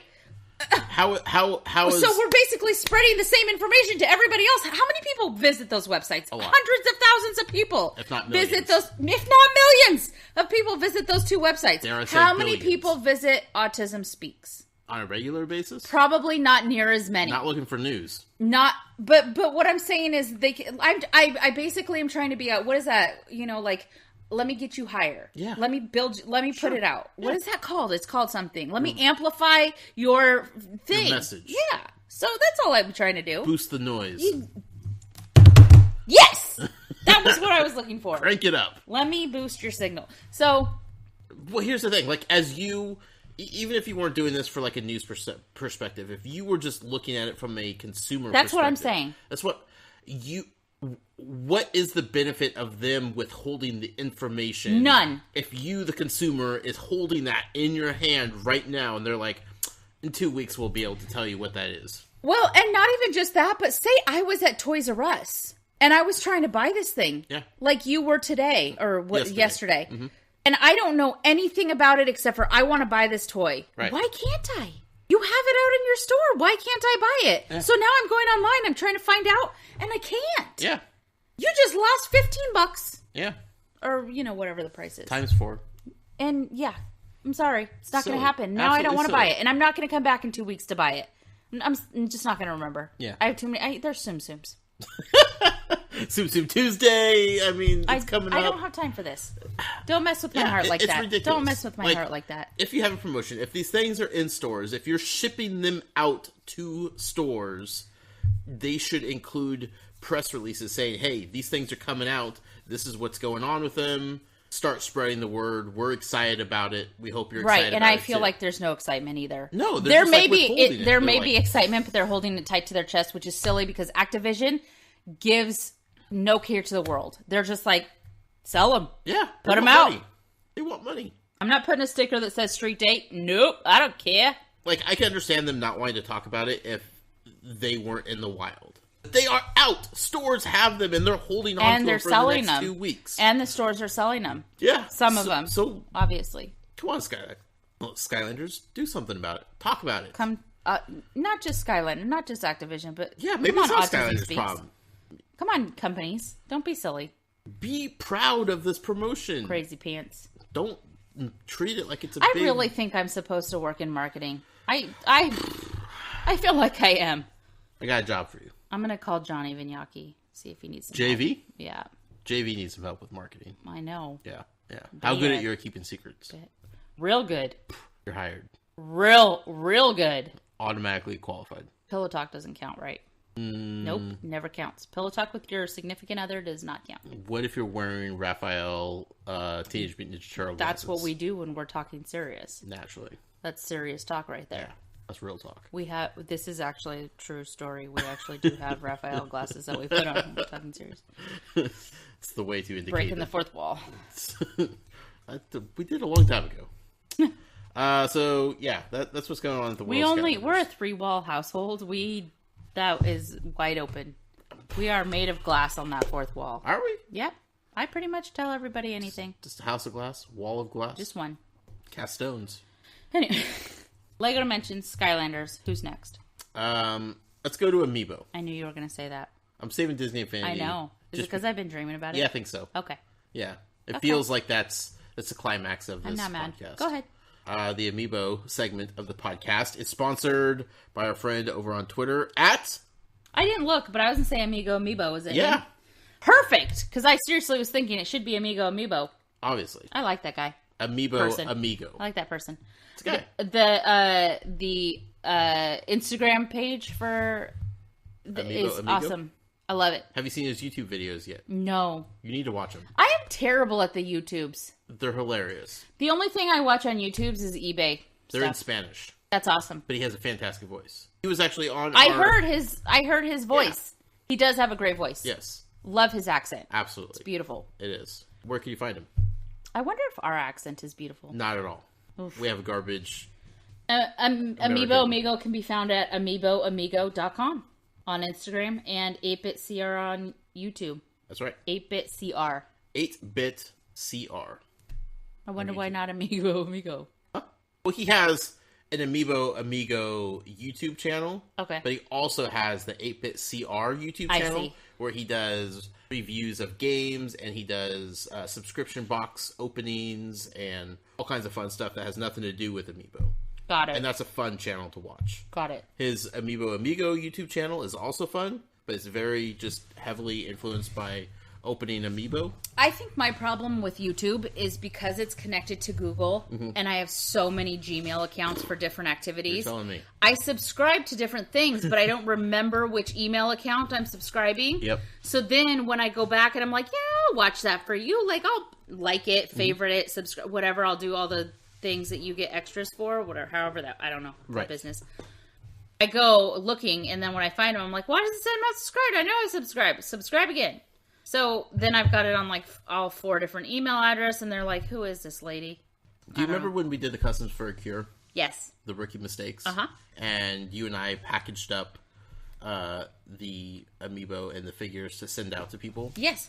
And you wrote a couple of the addresses, and you're like, these look like military addresses? Right. Down in Florida? Yeah. That was going to him. Oh, okay. Because he lives in Puerto Rico? Oh, okay. So, ship stuff to Florida, and then they ship it across to where he needs to go. Cool. But that's why the address looked so... you were very familiar with it because it looked like a military address. So. Well, yeah, because I'm familiar with military addresses. Right. Military family. Yeah. Cannot be helped. So, same... Cool. Same friend. Cool. He's been hanging around. He has been. Yes. Amiibo. What's going on with Amiibo? Well, today was the grand... I thought you were expecting me to answer, and I was going to say, I haven't seen one come through the house in a while. It's been a while. I mean, they're all upstairs, but they're not, like, coming in the door. Welcome to our home. Right. It's been a hot minute. Be free. Anyways. I just want to touch, real quick. I'm sorry, I just realized this. I haven't... obtain my own collection of Animal Crossing like I promised I would last time we talked about Animal Crossing. You want your own collection? Uh-huh. Okay. Just Animal Crossing. Okay. All of them. Where are you going to put them? Listen, I don't know yet. Okay. I'll figure it out. Okay. I'll get you your own set. I thought the ones I was buying were for you. Yeah, but they're mixed in with yours, and I want mine to row. be separate and special. You gonna keep them in the box? No. Good. Why would I do something like gross. that? I don't get them out of their plastic prison. Darn right. See, that's why you love me. 100%. That's why. Yep. Okay. I'm sorry. I didn't mean to interrupt. I just remembered that. You 100% did. I did mean to interrupt. That's what I do. I'm good at that. And I'm used to it. The grand reopening of the Nintendo World Store in New York City. Super jelly of anybody that got to go to that. Our friends Amiibo Jason and Happily Candied. Lauren? Yeah. That's awesome. Yeah, they were there this morning. They were there for the ribbon cutting. Cool. Yeah, they got a tour of the store before it was open to the general public. Really? Yeah. That's awesome. Mm-hmm. How special are they? Super special. Look at them big timing. Yeah, I could have gone with them. You should have. Yeah. I get to hang out with friends at Comic-Con, though, this weekend. So that's true. I mean, it was like friends over in New York, 4,000 miles away. That's a long flight. Friends here, 15 miles away. You know. That's true. Yeah. I thought about it. Trust me. Nintendo World Store, though. Jason tried to talk me into going to it. He was Did like, Jason number 2. Yeah. Yeah. I was assumed. Like, you get tickets pretty cheap. And I looked him up there like $500. I'm like, that's not super cheap, man. That's kind of expensive for a weekend trip. What kind of cheap is he thinking? I don't know. I mean, he's flying from Wisconsin, so he's like already halfway there. So true. Yeah. Yeah, it's a little tough to do just a weekend trip like that, but would have loved to go. Sure. Also, the Toys for Games meetup is happening tomorrow, and a bunch of people are showing up for that. Is Jason number 2 going to that? I don't know. I'm sure they're going to round him up and harass him. He better. He has to. He should. What kind of friend of the show would he be? Right? Yeah, I hope they all harass him. It's going to be fun. We have people. And I wish I could be there. Are we having a meetup since we have friends in town this weekend? I don't know. Impromptu? I didn't plan anything. Come on! It's going to be spontaneous. We don't plan anything here in the Northwest. We should. We're going to do an official meetup at PAX Prime. Are we? Yes. Are there a lot of people going? I don't know. If anybody can get tickets for Now's Prime the time. sakes. We have people in Seattle. They listen to the show? Yeah. Sorry. We have friends all over. Cool. Yeah. PAX Prime would be a fun place to do a meetup. So would any of the PAX. And we're going to do a meetup in Disneyland at E3. Oh, stop it right now. I won't be there for that. Oh. I can't just take a week off like that from the world and just be like at... Who could do that? Who could do that? You Who could seriously do that? Have no responsibility. I mean, other than making it there safely and back. Yeah, but I mean, like... Bringing you back awesome souvenirs. Yeah, you do bring awesome... But, like, if I went to Disneyland, I would have some kids that would be mad at me. Family members angry. It's a bad idea. I just can't do it. Yeah, but you encouraged me to go last time. I want you to go because then I get cool stuff. I get cool stuff. Wow. I didn't say... One more, we have to put an explicit tag on this podcast. Really? I don't know. Probably. SHIT is not a bad word. I'm going to have to... According to iTunes, it is. Do you want to reverse it? No. Rewind it a little Nope. bit? Will you bleep it out, please? I don't want Jason to be mad. I said the F word one time on that one thing. I don't want him to be mad at me. Okay, I time-stamped it. I'm going to go back and I'm going to try to edit it. Okay, thanks. We'll figure it out. I don't want Jason to be mad. No. Anyway, Nintendo World Store, they're packed to the gills full of amiibo, including the Mega Yarn Yoshi and every other amiibo. Did Jason get you one? No, I haven't talked to him. He's busy gallivanting around New York City. I'll text him. No, stop it. I will get one. I will find one. It is my white whale. I almost bought one on eBay, and you know how I feel about doing that. But it was so much money. It's going to come back. I promise. Just let me get it organically. Can we have 2? Is that too much? I mean, they're $40 each, so... Are they really? Yeah. So then I guess the 50 that people are putting on eBay is not so outside the realm. No, it's not crazy. Yeah. Cray. Speaking of which, Pokemon Amiibo is getting restocked pretty much everywhere at this point in preparation for the Pokemon anniversary happening next weekend. It's Pokemon Day, which is the 27th. At the Nintendo World Store or just in general? In general, but specifically at the Nintendo World Store. But the Amiibo restock is happening all over. Gotcha. Targets, Toys R Us, GameStops. Good. Yeah, so that's a good thing. Some Jigglypuff. The new Fire Emblem games came out today, and we didn't People have been excited for that. Yes. The problem is we didn't get any sort of restock of the Fire Emblem amiibo characters. Uh-oh. And they have some cool functionality in the game. Do they really? Yeah. That's awesome. Yeah, except for the fact that Robin and Lucina right. were the hardest ones to ever get ever. Anyways, and they've never got a restock. Marth and Ike got restocks. Robin and Lucina have not got restocks. And you'd think, what a perfect time to restock these things than, the release of these cool Fire Emblem games. No, they didn't do it. So, don't know what's up with that. Maybe there's a delay. It's possible. Who knows? They need to find I just know people are bummed about it, and I sympathize. Yeah. Because it would make sense to do that. If right. they're going to go out of their way to restock Pokemon amiibo. Yeah, and if there's a game that comes out with cool functionality for those characters in-game, why wouldn't you? It makes the most sense. Yeah. Because people are excited about Fire Emblem, and they're going to go want to buy a Fire Emblem amiibo. A long time, my Twitter feed has been only that. Yeah. So, I don't know. Missed opportunity is what it comes down to. I'm telling you, these marketing people need help. Right. They need me. Everybody does. I know the people. Next week, we have the Mega Man Legacy Collection game that's coming out for the Nintendo 3DS. It's the same Mega Man collection that I have on the PS4 that you've seen me play before. Yeah. This is coming out for the 3DS. It's coming bundled with a gold Mega Man amiibo. Uh-oh. Which is awesome, because I love the gold. Yep. Right? People are losing their minds, though. Why? Because it comes in just bare bone plastic casing. There's no box art, no special packaging, nothing. It's going to look so crummy next to their other prisons. Right. People are losing their minds. Well, plastic prison. And I'm just like, Free Nintendo wants you to take these things out and use them. Yep. They don't want you to leave them in the box. I feel like people don't know that their toys come to life when they go to sleep. They can't do anything when they're stuck inside of a plastic prison. Have you never seen Toy Story, folks? I do see some notes on here about something that kind of makes me excited.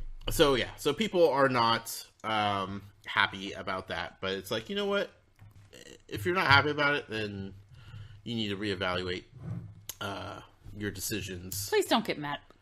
Like, that's of all the things in the world that are going on, don't get mad about that. That's silly. Yeah. So what? It looks a little boring next to your other plastic prisons. Right. So what? Just take it out. Play with it. Enjoy it. Touch it. Yeah. Use it in the game because that's what it's for. What? Are you kidding me? That's what it does? What? People. That other thing. Can we talk about it?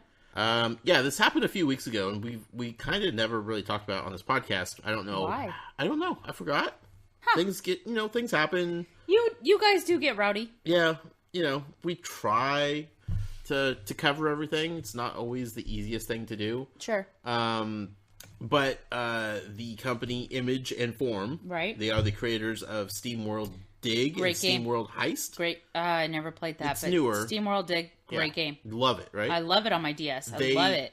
They are talking about the possibility of wanting to make an amiibo. That'd be so cool. Yes. Yeah. That little character. Mm-hmm.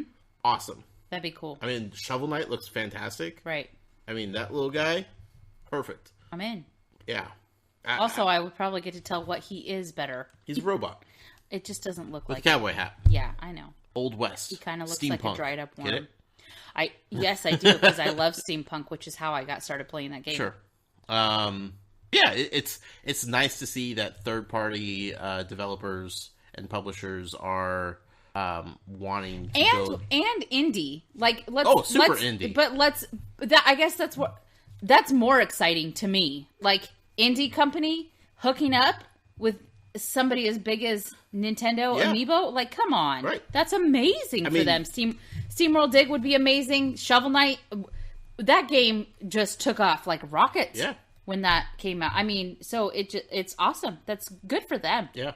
And good for Nintendo to take chances with these indie studios. Saw the success of the games. Yeah. They saw the success of the game, and they were like, you know what? Let's do it. Right. Nintendo's not stupid. No.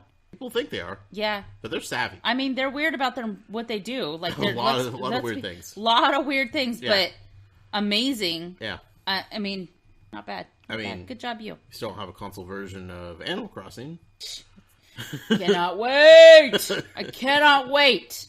But definitely a SteamWorld Dig amiibo would be fantastic. And Colin, friend of the show, Colin. Joys of Games co-host. Joys of Games co-host. Also co-host of our Platform Junkies co-host. Overall good dude. If he doesn't shut up soon about the mobile, because I'm not joking, I'm scared that that's a fantasy. I'm scared that he's made that whole thing up and it's never going to come to fruition. And that's all I'm praying for. He has. Nobody said a word about that ever happening. That's all in his head. I hate him right now. Don't say that. It's all in his head. No, it's not. No one has ever said that Animal Crossing was coming to mobile. Nintendo said they want to bring their biggest franchises to mobile. Don't make me cry. You're going to make me cry. Because this whole time I've been building it up. It totally makes sense. It does. Yeah. But nobody has ever suggested that it's a possibility. Except I just got super sad face. Don't. Because then Colin's going to be a prophet. And he's right. Colin was right. Hashtag it. Anyways, like I was saying, Nintendo's weird, but they're not stupid. Sure. SteamWorld Dig amiibo? Yeah. Yes, please. Yep. Absolutely, yes, please. Heck yeah. Yep. Also, I'd love... get me a DS with NFC technology, please. We have one. I don't. You don't want to give up your other one. I can buy one. I could buy one. I just would stop playing this one, and that's... Right, and you don't want to. I love it so much. Because here's the thing with you. You want the faceplates. Yeah. But you don't want to go back down to the smaller ones. No way, buddy. So you're in a very difficult spot. Tough spot. Yeah. Tough spot. Mm-hmm. You don't know and what to do. see these pretty faceplates. Yep. That I can order from Japan. Yep. And it breaks my heart to even think about getting a smoke black one. Why would you do that? That's silly. Absolutely Not when you could have such pretty ones. Right. Just because it's bigger. However, I cannot play on such a small screen. It hurts my eyeballs. Yeah. And just in general, my heart. I am so spoiled with my giant, large screen. Sure. So in that respect, Nintendo, doing it wrong. I understand that handhelds in other countries are way more popular than they are here in the States. Mainly or Japan. Right, but Hong Kong. Specifically, in North America, I understand that they're not near as prevalent. Mm-hmm. I don't understand how everybody's playing on the tiny screens. To be fair... Is it my giant American ways? Is that what it is? To be fair, the new 3DS with the NFC technology in them, the small ones are actually bigger than the original small ones. But not as big But they're not as big as the right. one. No, I know have. that they are a little bit bigger. And not the same as the original. I can't. DS. I couldn't imagine going back down to a I smaller. can't even think about it. I can't fathom it. But those faceplates. So, for me, it's not about the price point. Fine, I can. I will buy one. I just cannot because I'm hoping for cool faceplate ones, or at least give me ones that are themed. Right. Even if I can't have, I just don't want a plain solid color. That's silly. They make some themes of the bigger ones, right? But not Animal Crossing. Yeah, no, they're not themes that I am on board with. Don't worry, just new things are on the horizon for Nintendo, so just hold out. I understand, and that is why I've held out as long as I have. I have on my DS right now. You hear this? There's a little. Can you hear that? There's what is that? An NFC Mickey Mouse charm. Tsum Tsum. From Japan. That I cannot play on my DS. Can't play it because I have an old DS. Right. Well, that wouldn't be compatible with anything anyway. In Japan, it would be. No. Why? Those are meant for mobile phones. Oh, I thought they were 4 DSs. No, there's no DS game for Tsum Tsum. Oh, listen, I don't know what is happening in other countries. I'm too self-absorbed. Typical American. Typical American. I hate that about myself. Well, about America in general. But that's a different subject. That's a different Twitter account. Trying to be better. I try every day. So regardless, could I get a phone where I could play? Would that be not amazing? Leave Apple. I will. I'm about to join that network that everybody in Japan uses. I forgot what it's called. 5 seconds from learning Japanese. We're close. Yeah. We're needing somebody get me a Rosetta Stone. The Noyses need to take a trip to Japan. Oh my gosh. We need way more money. Yeah. Not just to afford the flight and places to sleep. The stuff. But the stuff. Right. We could sleep with Cellside. I'm sure we could bunk in his apartment. No, his girlfriend just moved over there. He does not want us over there. That's true. I haven't heard from him in a minute. He's doing good. He's a busy guy. He was also part of the birthday podcast. Which made me cry. Also, can we just talk about how TJ and Dark TJ sound like Disney characters? I don't like it. I love it. He's a professional. I really want him to send me a thing that I could put on my voicemail. I'm joking. Like, can you record my voicemail? That's amazing. Actually, if you're listening to this, TJ and Dark TJ. I don't think they listen at the same time. That'd be weird. Yeah. Whew. Be like they're one person. Gotta move on. Talk about some Disney Infinity. Finally, Disney Infinity. Dream. Disney Infinity segment of the podcast is sponsored by... Is this me? Yep. James Julian. I love him. I want to visit his house too. In good old England. You just know I want to go to England. Yeah. Bad. The countryside. I just want to be all up in that. Okay, so you can find James on Twitter at... Infinity Museum. Right. So, when I think of where James possibly lives, based on just the pictures... Mm-hmm. Wait, what pictures? Of just like the city. I've looked it up, because I send stuff to him. I'm looking that up right now. Focus on me right now. I am. I Cheddar. picture... Okay, let's just call him out. Try not to tell people where he lives. He has told people. We've talked about it. You've talked about it on the podcast. That's possible. You have. Don't just give out the whole address. I didn't. I don't remember it. I've written it, but I don't remember it. Okay, so based on the pictures of the area where he lives. Right. I think the reason you want to go there is because you picture the little getaway bungalow cottage in The Holiday. Yeah. Yeah. Okay, let's be honest. A little bit, yes. Yeah. But also, I am fascinated with anything that is European, pretty much. Sure. It covers every country. Mm-hmm. The older pretty much, regardless. I don't want to live in the United States anymore. I'm done. I'm out. Wash my hands. Why do we even live here? Let's just travel. Want to move to a different part of the world. I just want to travel everywhere. Okay, well, however that looks. Plant roots. What I'm saying, well, I do, kind of. What I'm saying is I feel like I was destined to not be in the United States for my whole life. Sure. Once the kids are gone, baby, you and we're out of here. I don't even... Why are we waiting for the kids to be gone? Because we have exes that love the kids, and we either A, never see them, or B, they never see them. So yes, a little bit. I think of that movie, The Holiday. I think of like that little house situation. Yeah. But I also just fantasize about living in countries that are progressive and in better situations than we are. But still feel old school. And respect their roots. Yeah. Right? So like, I'm trying to stay away from all the stuff that the older people get I angry get, with the me more about. interested I am in visiting Europe. Like, but you have said when we first got together, you were like, I have no interest in traveling to England. Yeah. Going over there. And I'm sitting here like mouth agape. Like, are you joking me?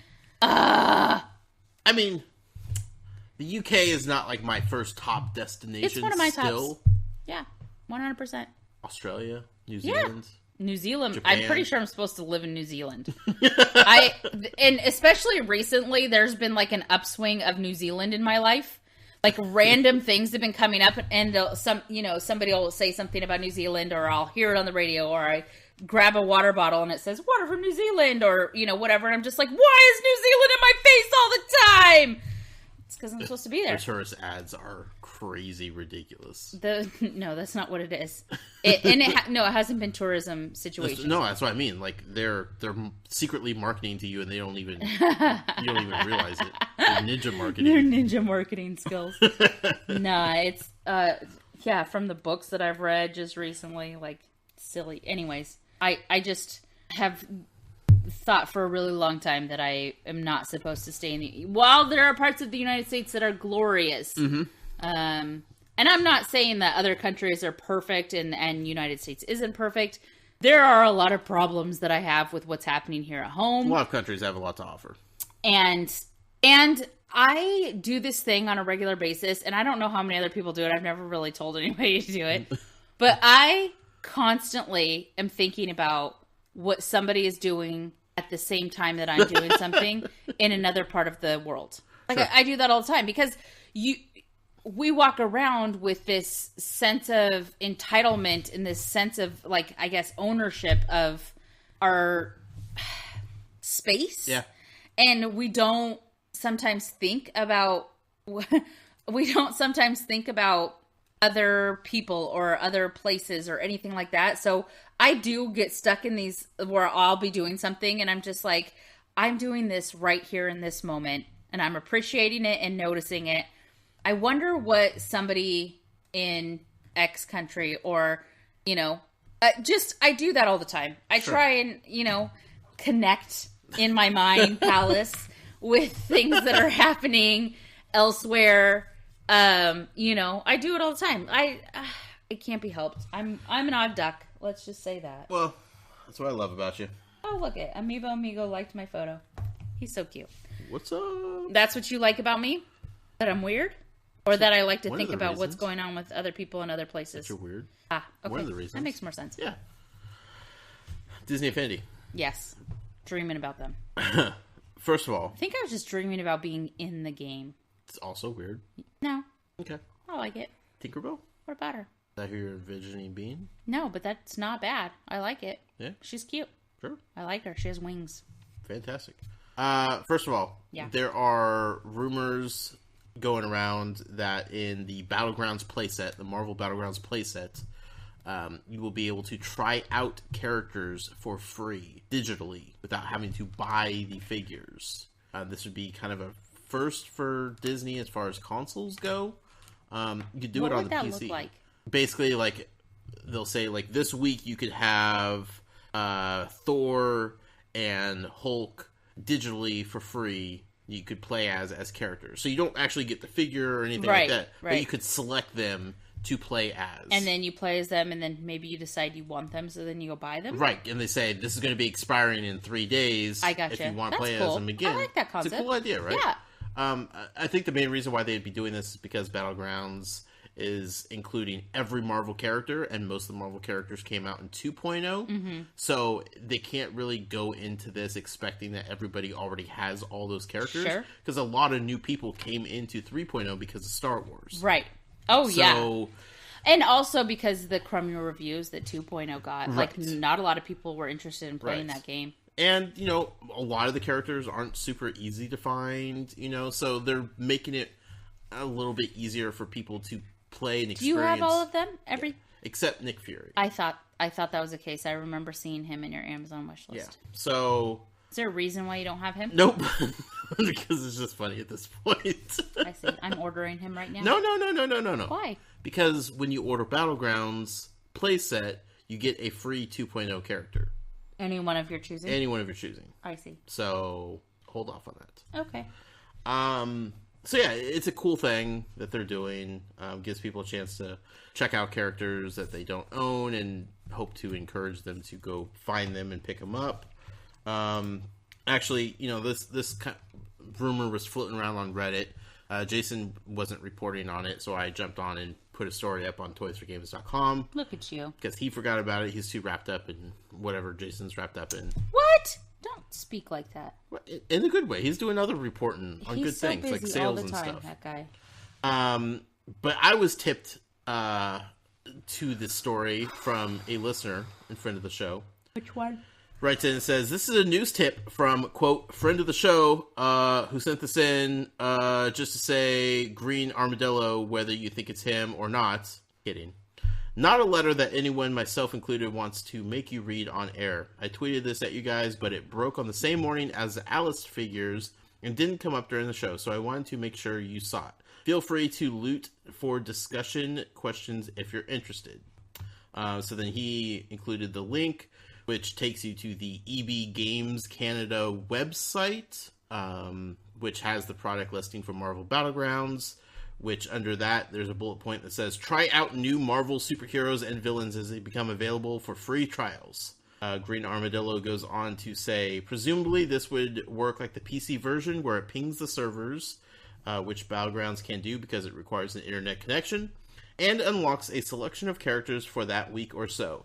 This answers a big question I had about how this playset would function for new players with just the one figure. A multiplayer fighter with captain versus captain versus captain versus captain would not be very much fun. I think this makes too much sense for it not to be true. That said, it opens up the door for some other questions. Will they sell the 2.0 figures and power discs up to 6 per match as digital-only DLC?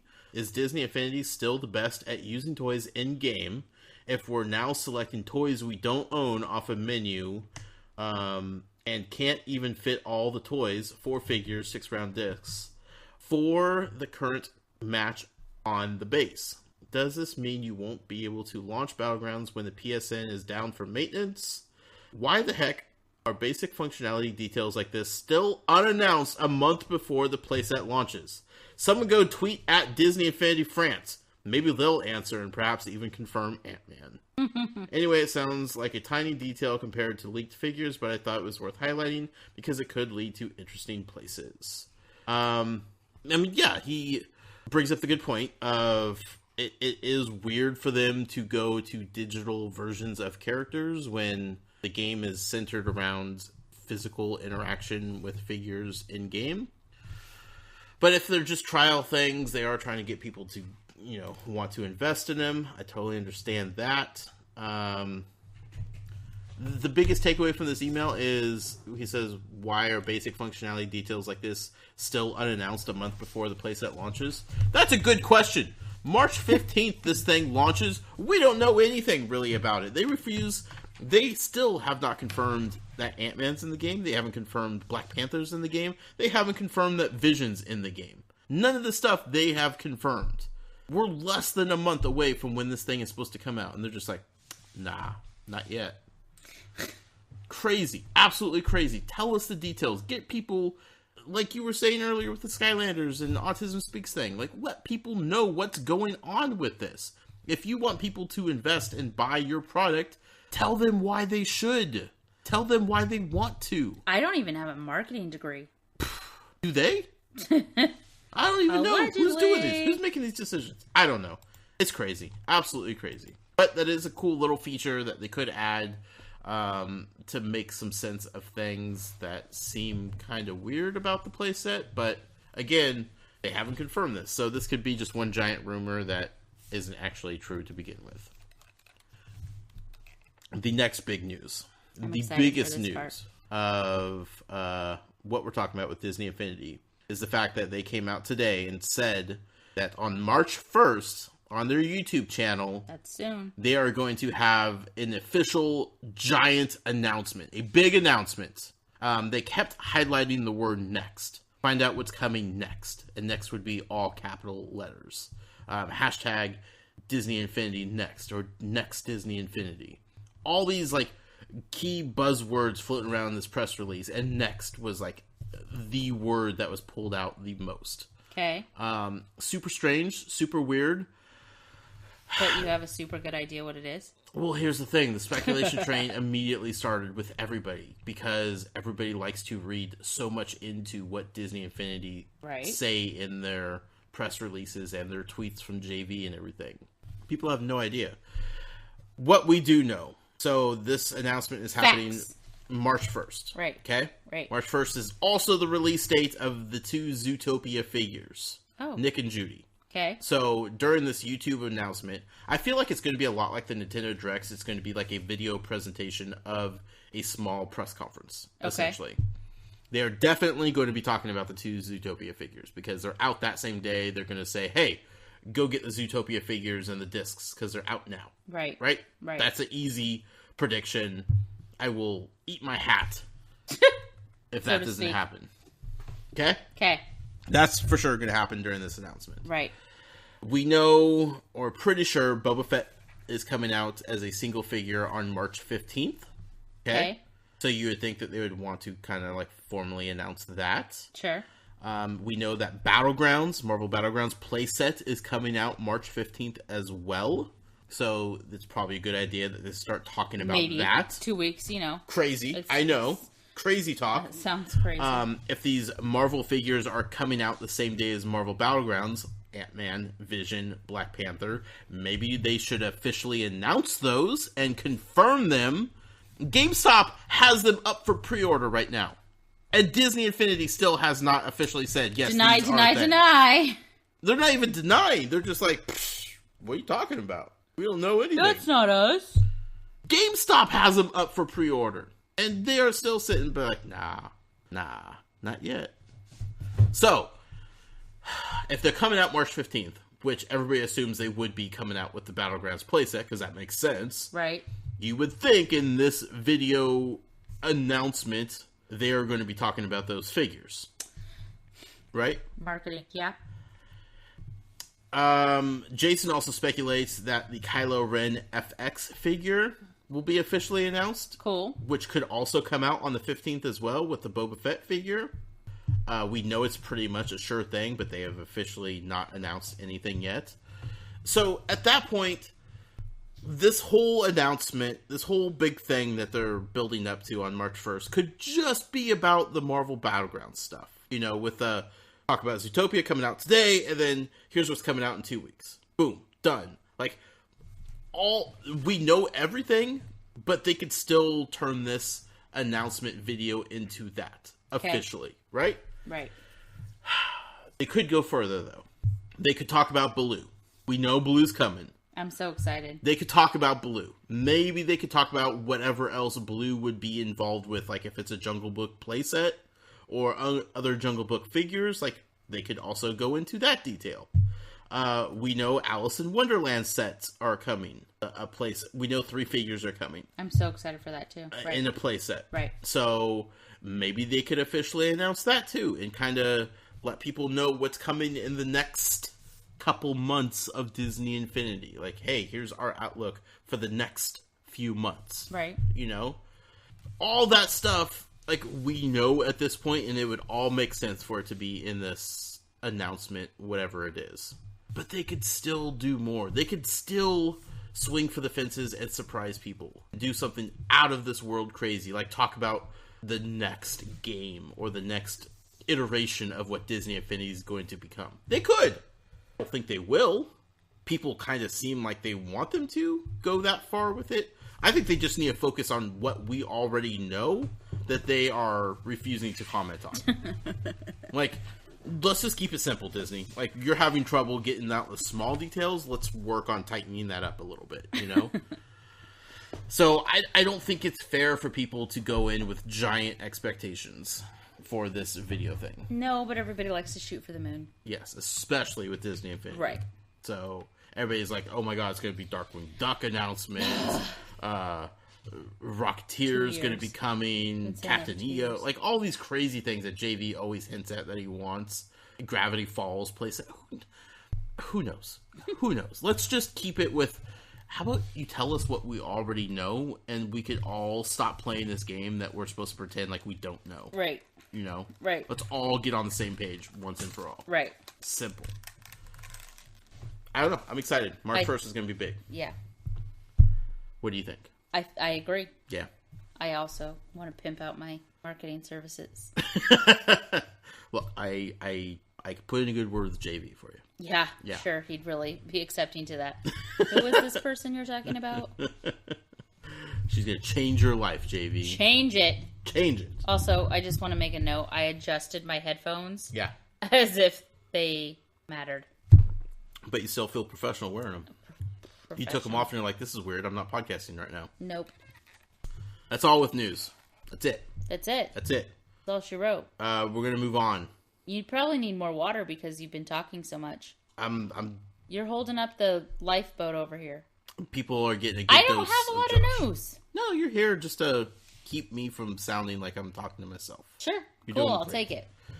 Usually, we would jump into the community question and the Inquire This trivia question.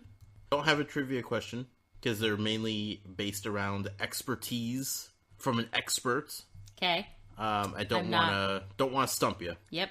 Well, I mean, I won't feel bad. I know. It doesn't, you know, I'm not gonna put that kind of pressure on you. Okay. I love you too much. Okay.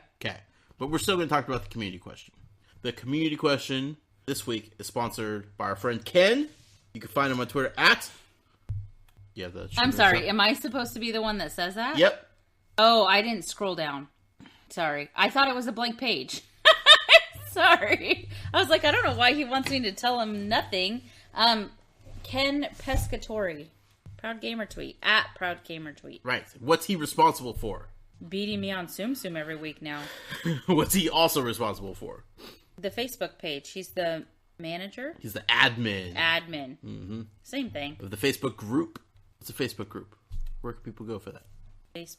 Facebook.com/group/Toys for Games, the official Facebook group. You were asking me, and I was like, you just said it. You just said Facebook/group. Well, you didn't say the slash part. Sorry, you have to add in the slash part yourself.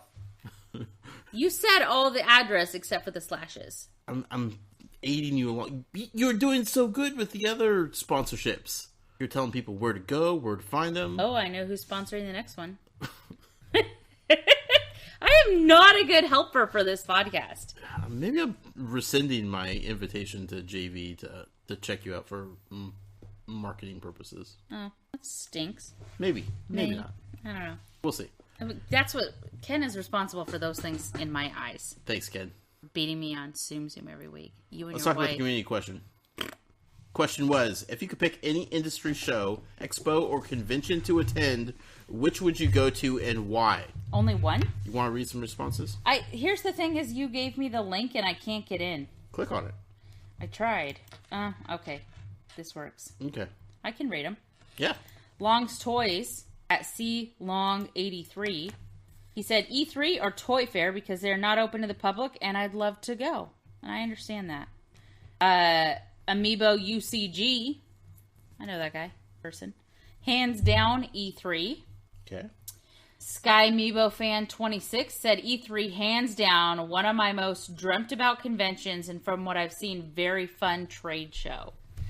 Maybe I'm just not I'm not saying that it's not fun. There's a lot more answers that you're going to feel comfortable with. Not particularly don't really care about going to E3. Sure. I don't know. I liked watching it on Attack of the Show. Just because of Attack of the Show. John Crocker at Croco33 said my tops would be Disney Expo and E3. Disney Comic-Con third. That's what he said. Sorry. Now I'm going to interject and say Disney Expo for sure.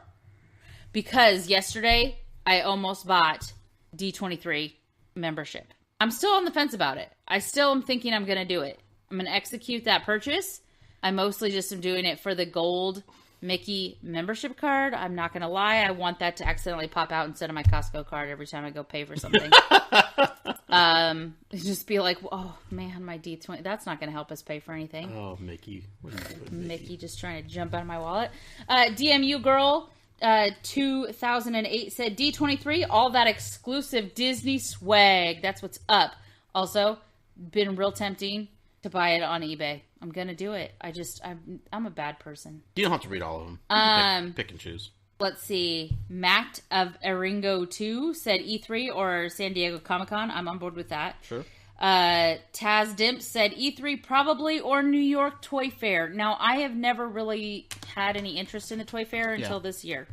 The Toy Fair... Jason went last year, I know. It's fun. It's basically an industry show like E3. Sure. Like, but I love industry stuff. Yeah. I love industry shows. I would want to buy everything. Like, I've wanted to be a person that sells at industry shows. Sure.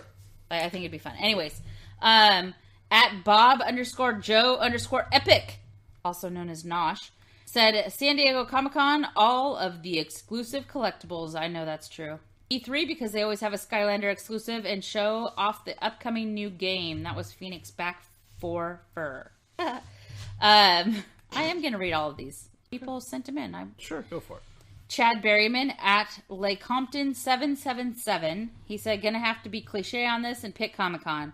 It has grown into such a multifaceted and diverse fandom convention. My only concern about Comic-Con, the San Diego Comic-Con, is so big, and so many celebrities go. I don't think that would be fun at a certain point. It's just too many people. Like, PAX Prime is real hard for me these days. Like, being so large and not being able to buy tickets unless you're in that 2-minute window, like, that's insane. Yeah, that's tough. And venues can't fit them, and you're having to traipse all around town to get just crazy pants. I'm not saying I do want to go. I just don't want it to be such a big deal. Mateo at _just Mateo_. He said they said D23 for sure. I don't want to miss out on a King Mickey Power Disc kind of opportunity. Also, Disney, why wouldn't you go? That's what's up, Mateo. Brian at Billy DJ Dog. Brian follows me on Twitter. Toy Fair. Since the days of Hero Illustrated annual Toy Fair coverage, I've always wanted to go. He lives in Portland. Does he? Yeah. I didn't even know. Weird, huh? I'm a terrible person. Wayne Chapman at Chawa. Cool. I would choose E3 without a doubt. The industry is there and everyone pulls all the stops for those 3 days. Sebastian, our friend Seabass9112. All these people are our friends. Just Seabass I talk to on a semi-regular basis these days. Easily San Diego Comic-Con, followed by E3, then D23, of course. What? I don't like your order. You need to fix that. I don't like that. Can't believe you just said that. What kind of Disney fan are you? Infinirama.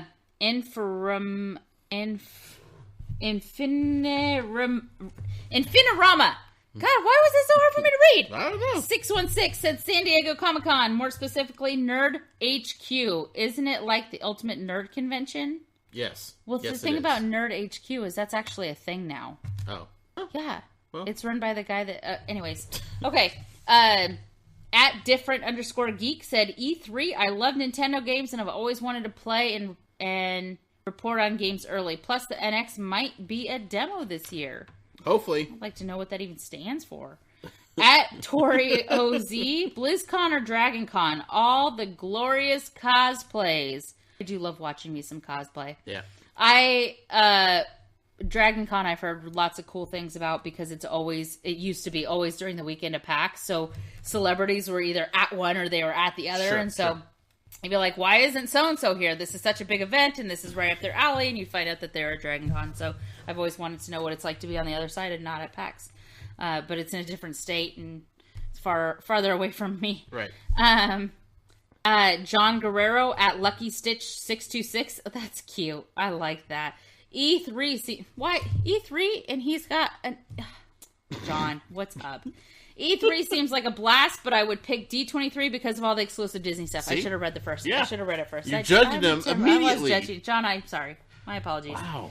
Alex at Atari Alex. E3 is like a mecca for gamers, so part of me wants to say that one, but I would love to go to San Diego Comic-Con to get the exclusive pops. Everybody would. Sure. Everybody would. John at Snowguard77. I would pick E3. It's a preview of all the video game and tech awesomeness I could want. Hashtag community question. I like that. Chris at Warlock SOL said, I think the obvious answer is E3 to check out all the upcoming games. Brett at Brettman79 said, San Diego Comic-Con due to the scale of the show and its proximity. I get you. I understand what you just did there. It's close to you. Jason at Jason O. Davis. D23 for all that exclusive swag. PAX, hang with friends, and play games. Jason, that is probably my funnest part. That's the funnest part of PAX. And it looks like those are all the answers to the... I read every single one. Community question. Awesome. What would you pick? I mean, if you couldn't go to any of them... Been to E3, been to PAX Prime. San Diego Comic-Con seems... D23, probably. Jason seemed to have a lot of fun. San Diego Comic-Con would be fun, but I would want to go just because I really love San Diego. Mm-hmm.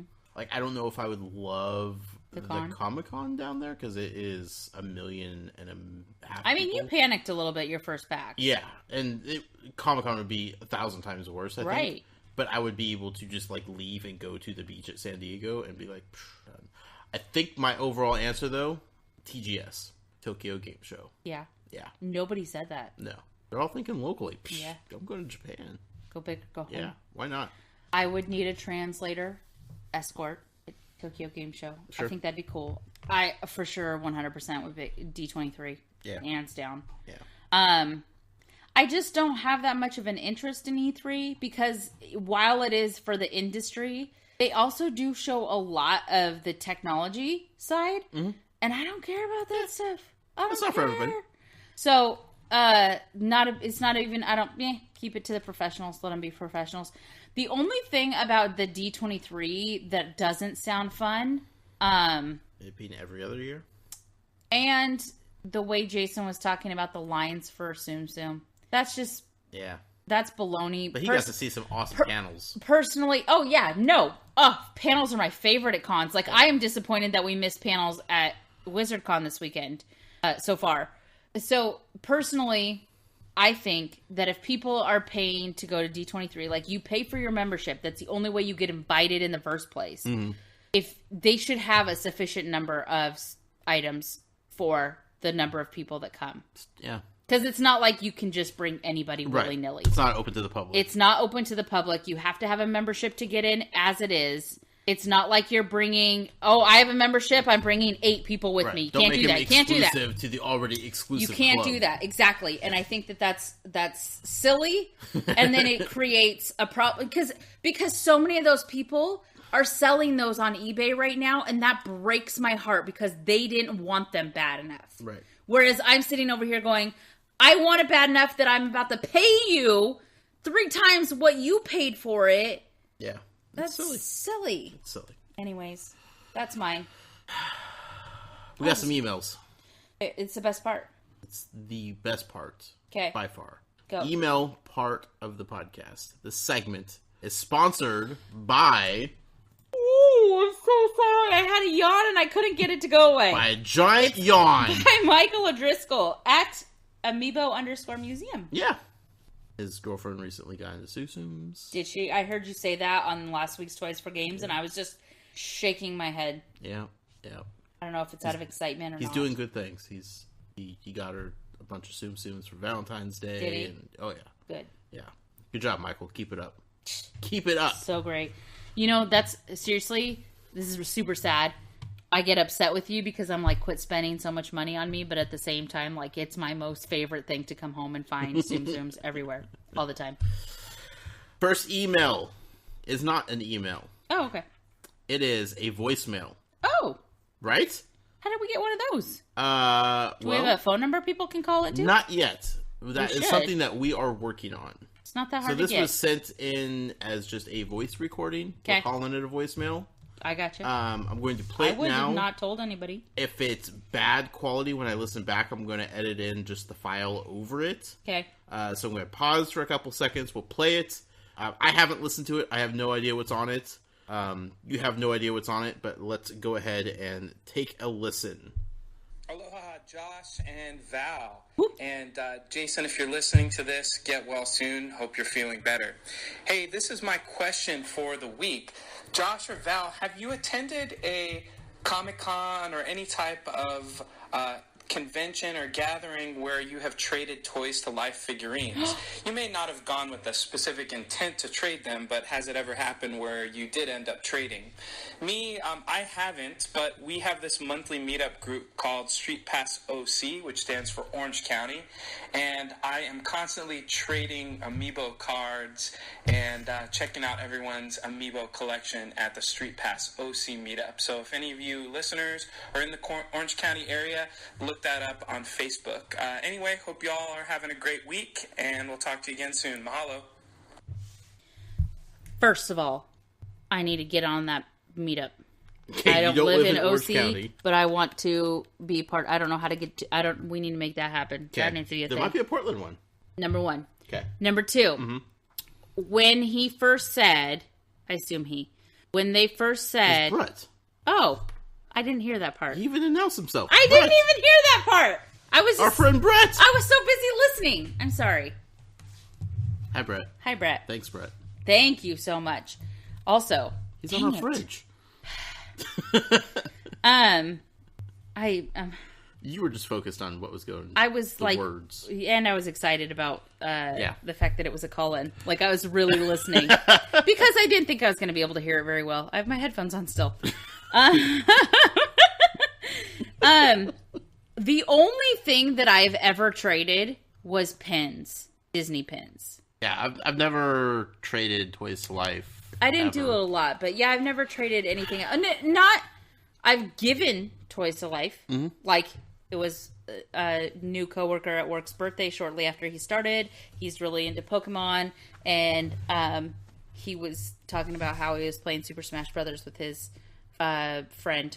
They got a Wii U or something like that, and I was like, you need a Pokemon amiibo, because he had not purchased any. You dug into the prize closet, and you dug out a Charizard amiibo. Yep, and he loves it. He actually just recently asked me if I had any that were broken that he could have. I was like, what a random question, like broken ones? Sure. I was like, no, I have a bunch that are in boxes. Yeah. We don't break amiibo. We don't break it. Nobody even accidentally breaks amiibo around here, you crazy pants. Get out of here. It's like, you want somebody else? What's going on? This coming, I mean, PAX East, E3, PAX Prime, like, probably going to have to take doubles of the Animal Crossing cards for you and do some trading, right? Oh, 100%. Yeah. So, or just give them away, too, because I have so many doubles. So I haven't yet, but I think definitely the opportunity is going to be there this year for that, Brett. So here, the other thing is, too, is I don't typically take those with me in the hopes of trading, or even as a, like, if I wasn't, because if you're not trading them, why are you taking them with you? Right. Because, like, just show them off. Okay, so I know this is not a Soom Soom podcast, but this is what I'm going to say.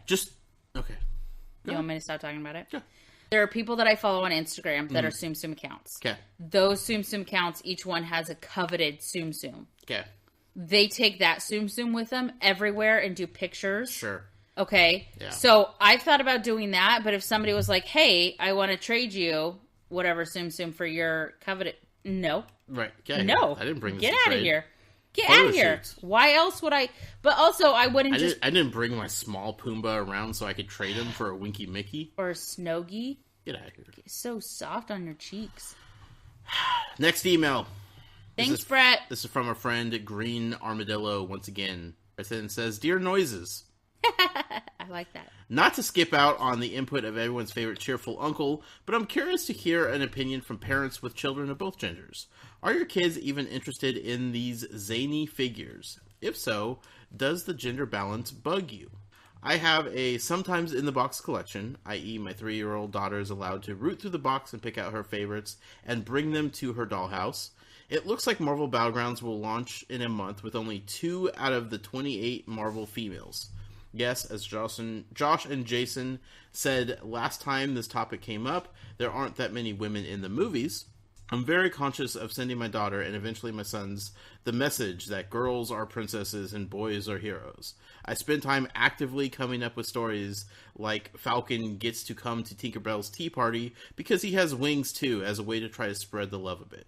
People in the comment section seem to freak out and go aggressively personal very quickly when this topic comes up, but we're all parents here. As your kids have grown up, is this a real issue or is it just something that you deal with? I'm super confused.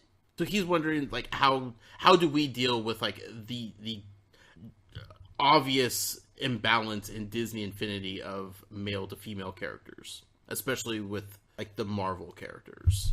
I mean, this is stuff that you study, big time. Which is why I instantly was like, serious face. Right. Also, this isn't that kind of podcast. Right. But it's definitely a topic that people Absolutely. don't necessarily want to talk about and don't want to address. Which is right in my wheelhouse. Right. Which is why I was excited to now to omit all of the bad words that want to come out of my mouth to salt and pepper the situation. Yes. So there is... so just to kind of set it up for you a little bit more, like... The Disney Infinity. We'll talk about this Disney Infinity for one. Just to jump in, this is a problem with Disney, regardless of this game. Right. While being a huge fan of Disney, everything, also recognize that there are misogynistic undertones to Little Mermaid. Sure. And every other movie that they've made. Princess-wise. Okay, now I'm going to dial it back just a little bit before we get into it. Skylanders has the advantage to where all of their characters are completely 100% made up, and they don't have to assign any sort of sex or gender to any of the characters. Because really quick, can we just start by saying this? The boy-girl thing, gender is something that can be fluid. Sure. When children are born, when the babies come out and people see their body parts, those are assigned a sex. Okay. Gender, the word gender, and don't you dare come at me with the Webster's Dictionary version of gender because I will throw it at you, is a fluid thing. people identify differently. Right. This is a broad spectrum. It is not just male and female and not boy. To be fair, a lot of people don't necessarily That's know why I or wanted understand. to start with that. Yeah. That's why I just wanted to... I'm trying to make sure our audience knows that you're not coming at them from an attacking point of view. I am in the business of educating. Right. I'm not attacking. I'm trying to soften it up a little bit. Sure. To make people feel okay to understand that there is a difference between the word sex and gender. Right. A lot of people don't know that. I'm trying to make it okay if you don't. Mm-hmm. Where Val is definitely on the side of trying to educate people. She will not be mad at you for getting that wrong. No, So going back to the Skylanders. Right. They have completely gender 100% neutral. made up characters. Right. And for the most part, animals. Gender neutral. Yeah. I mean, don't know. Some of, they have like, voice I call actors. Gear Shift. Yeah. I call her a she because the way that I look at her, she has feminine characteristics. Male characteristics. However, right. It has never been defined that she is a she. And the game, they do a really good job of not using he and she. I appreciate that. And I love that. Yeah. Lego Dimensions, they use characters, from franchises that are established to be he's and she's, and they have spread it out quite a bit, I mean, the Wicked Witch is the only, character from The Wizard of Oz, and, they could have went with, like, Tin Man or The Wizard, or they're like, no, we're gonna pick Wicked Witch, because she's awesome. Or Dorothy. I mean, yeah, what I'm saying is, like, they haven't shied away from using females in the game at all. Yeah. Amiibo with Nintendo, they love using their female characters. Right. I mean, as much as they possibly can, they are all about it, and they have no problem, fully putting them up on a pedestal and showcasing them. That mostly stems from their culture, though, too. Yeah. Yeah. But then we look at Disney Infinity. Right. And a majority of the Disney Infinity female characters are like the princesses, the damsels in distress, the Elsas and Annas, and the princess from Tangled, Tinkerbell. We have 3 Marvel characters that are female. We have Black Widow, we have Gamora, right, and why am I blanking? It might be the only 2, actually. Those are the only 2 Marvel characters. Gamora and Black Widow. Those are the only 2 female Marvel characters. Are you sure? 100% sure. Okay. Yeah. And that's it. And now they're coming out with Vision and Ant-Man and Black Panther and another Spider-Man. Like, they're using characters that are coming out from the Civil War movie that's coming out. Right. Scarlet Witch is a very important part of the Civil War storyline. We know she's in the movie. Right. And she was a big part of Avengers Age of Ultron. And she's not in the game. She's not here. Why? Why are we not having Scarlet Witch in this game? So we could have another Spider-Man? So we could have a second Captain America? That's an issue. It's a big issue. So I setting it up now, I want to hear your thoughts on this whole thing. And specifically dealing with our kids and how, they are raised in this household. And I have always come at it with it doesn't matter thought. Before Target started doing they still do it, but it's a little bit less girl aisle, boy aisle situations, girl clothes and boy clothes. They still do it. Yeah. And people, whatever, was constantly telling my kids, it doesn't matter. It does, because it doesn't matter. It's nobody's business what is going on between your legs and how you identify, because those are 2 different things. So, it doesn't matter if you play a video game as a female character or as a male character. You get to play. Pick characters. Basically, it just doesn't matter. The characters that you like, and also I think kids like to identify with they like characters. To pick what they pick what they identify with. Correct. So if they see themselves, which is why there is such a uproar from the from communities that are what was the word I'm looking for? if you're less inclined to want to play a game if you can't find something that you identify with in the game. Mm-hmm. So if I'm a person of color and I'm going to play a video game where picking a character as a person of color is not an option, right, I'm not going to relate as much, I assume. Or even more so when you do have a couple options and none of those right are so that's even worse, I think, than just like one game telling one story of one specific character. I think it's even worse when they give you like a couple options to like customize your character, but none of them still feel like, that's who represents you, because it's like they gave you options but they don't feel like this is good enough to be a representation. I also I am overthinking, but I'm also making sure that I'm using appropriate language, and I'm also making sure that I'm still being educational without getting frustrated, because it's really easy for me to do, because of the society that we have all become accustomed to and accepted to be what it is, and it's not okay. Yeah. Just remember, to the people listening here, right?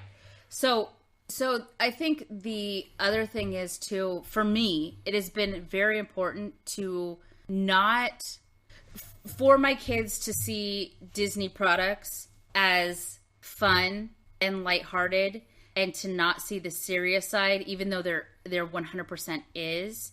I don't want my children to identify as the damsel in distress. I don't want them to identify as the princess who needs saving all the time. I don't want them to believe that is the way that it needs to be. Sure. Because I'm a girl, I need to be the princess, I need to be pretty, because then you get into the beauty myth and what these standards are that we set for our children for ourselves.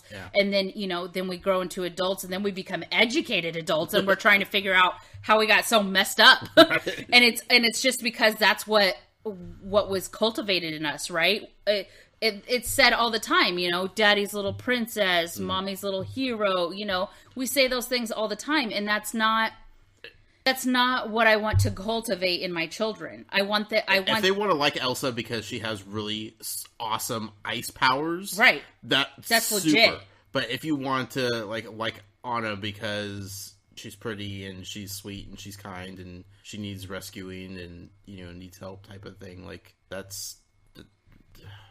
I just don't want my children to think that that's. I want them.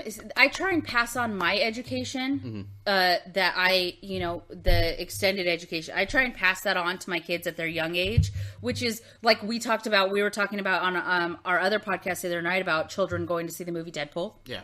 Okay. So I try and make aware to them things that not all parents would agree with, and only because so a lot of times as adults we forget what it was like to be a kid. We forgot about how we learned about things. We forget about, what kids feel when certain situations happen. Like, I still remember having feelings about when my parents got divorced, or, you know what I mean? Or when they would fight. So I try and be conscious of that when my kids are around.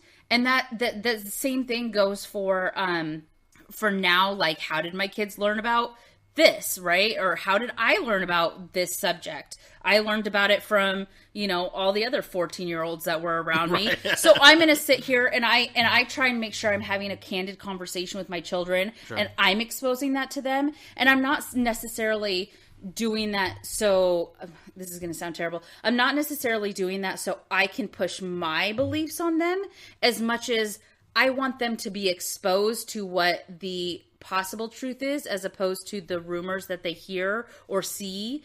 And so a lot of what TV is and movies and Disney is concentrated, heavy male heroism and female damsel in distress. And I don't want my kids to identify with that and believe that that's the way that it needs to be. I don't.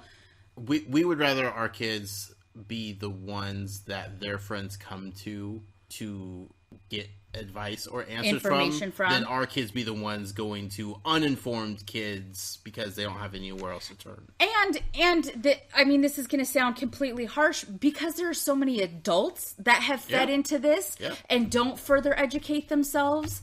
And it kind of sounds like I'm saying, well, I know everything and I am I'm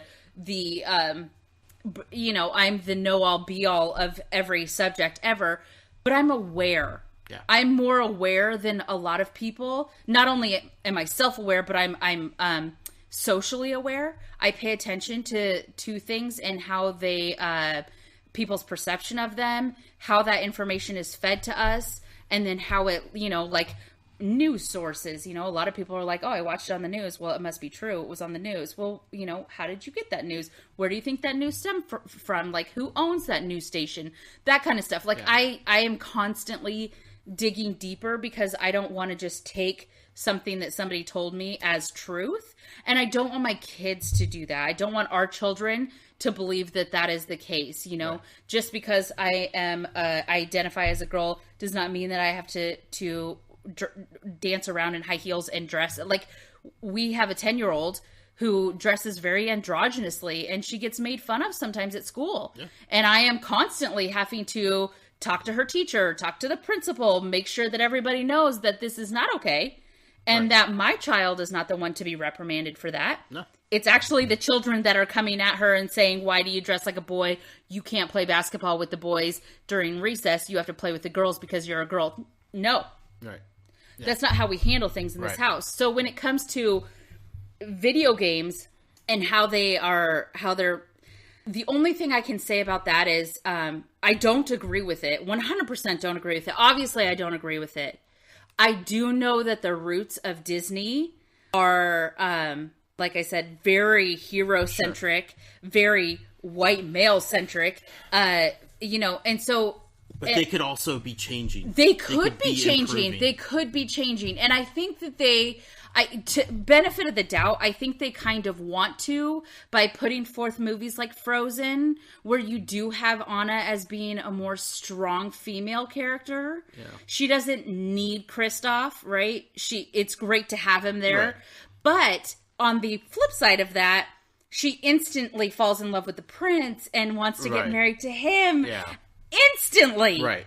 So it's, so when that movie came out and they're like, oh, I love that movie. There's so much strong female. Well, yeah, a little bit, kinda, but still missed the mark a lot. The first guy she saw, right? So she wants to marry. There's a lot of opportunity for a lot of companies to be better. Yeah. And I think that everybody's trying to, and this is something that, social awareness is moving so fast right now. So much faster than I think people are willing to accept. And so while we're still trying to educate ourselves over here, we're still being fed from the media over here. This information that, we've been fed all these years, literally from the time that we were born, right? What's the first thing that people do when they find out that they're pregnant? Blue or pink? They try and decide whether or not they're having a boy or a girl. And then when they do that, the first thing they do after that is start buying specific colors. And even people that say, oh, we're going to wait until the baby's born to find out its sex. They usually say gender, but they, we want it when the baby's born and then the baby comes and it's no longer a baby, it's a he or a she. And that he or a she is labeled like that up until, whatever. And I did the same thing. I'm not saying that this is, I'm saying I did the same thing. I was completely... I don't want to say guilty of it because I think that you raise your kids how you want to raise them. Yeah, there's no guilt. There is, but I also have come to the realization that I don't want my kids to grow up in an environment where they feel like they have to be the damsel in distress. They have to be the hero. That's, that I don't want that mentality growing in my children. Right. So the way that we deal with that is by talking about it, making sure that the kids recognize that we know there's only 2 female Marvel characters, making sure that we let them know that they can play as whoever they want to play, and that we wish we saw more Just to butt in, last time I played Disney Infinity with Kylie, we were playing the Star Wars playset, and we had all the Star Wars figures out. And how many times did she pick you up and throw you over the edge? None. Because we weren't in the level that she could pick you up. She likes to do that. We were in the sand. We were in Jabu. Darn it. Yeah. Okay. Just joking. Jakku. But we had all the Star Wars figures out and whatnot, and she wanted to pick the girls, right? Like she liked to play with them, and she immediately realized that one, there wasn't a lot to pick from compared to how many of the male characters there were. Right. Two, she realized that the ones I was playing with lit up and they were cool looking, and they had lightsabers that lit up and they were magical looking. And then she was picking the girls, and none of the girls have light FX figures. None of them. And she's like, these aren't as cool, Like, she still had fun playing with them, but she was just like, she was looking at them, bummed out, right? Yeah. And so a lot of people would get upset with this and say that this isn't what, I'm going to say this, feminist issue, but it 100% is. Think about your kid. Your kid is wanting to play as a female. She wants to be cool too. Yeah. She wants to light up. Right. And I was like, well, you could play like Yoda. And she's like, but she has two and they don't light up. I'm like, I know. I'm sorry. I can't make them light up. Sucks. Yeah. It's stupid. Yeah. It's completely unnecessary. Yeah. And I'm when I make that face and I kind of tilt my head, I'm not saying it like this is the way that it is, because I don't accept that. Right.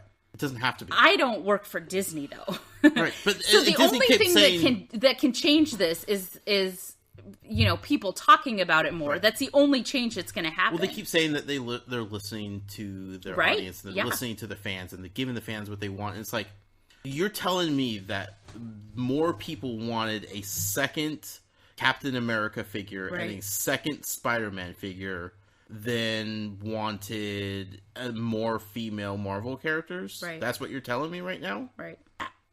For one, I don't think that's true. Yeah. Also, no. Even if that's what you're hearing, because they believe that their demographic is male centric. Right. That's what they believe. Here's the other issue I have, and I'm still working on an editorial piece, but I'll flesh it out a little bit here. Is every time that they come out with a playset, they put one male figure and they put one female character in there, and everybody like kind of applauds them, being like, "Look, every time they come out with a playset, they have a female character included."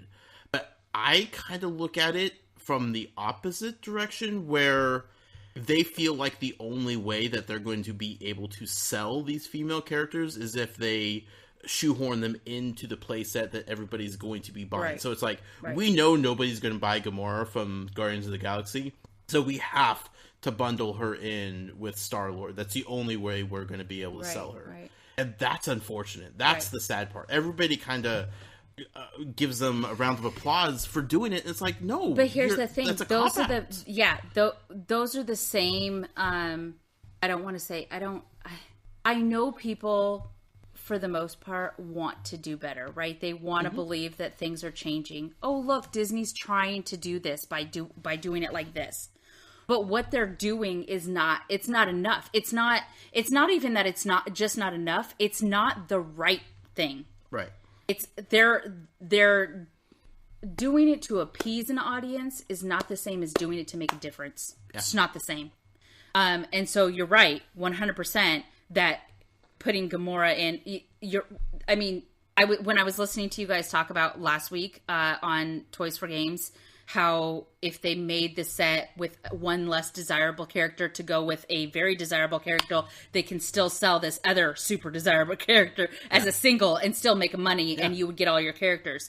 That's a marketing strategy. Right. That's 100% a marketing strategy. And so it sucks that that's the way that it is. And I am not from the mindset that, oh, well, that's the way that it is. Let's just deal with it. But if we make enough noise about it, then that's where you see the change. Yeah. And so if people are just accepting it, or they're just saying, I applaud you, Disney, for putting a girl into that playset, that's not it. Right. That's not enough.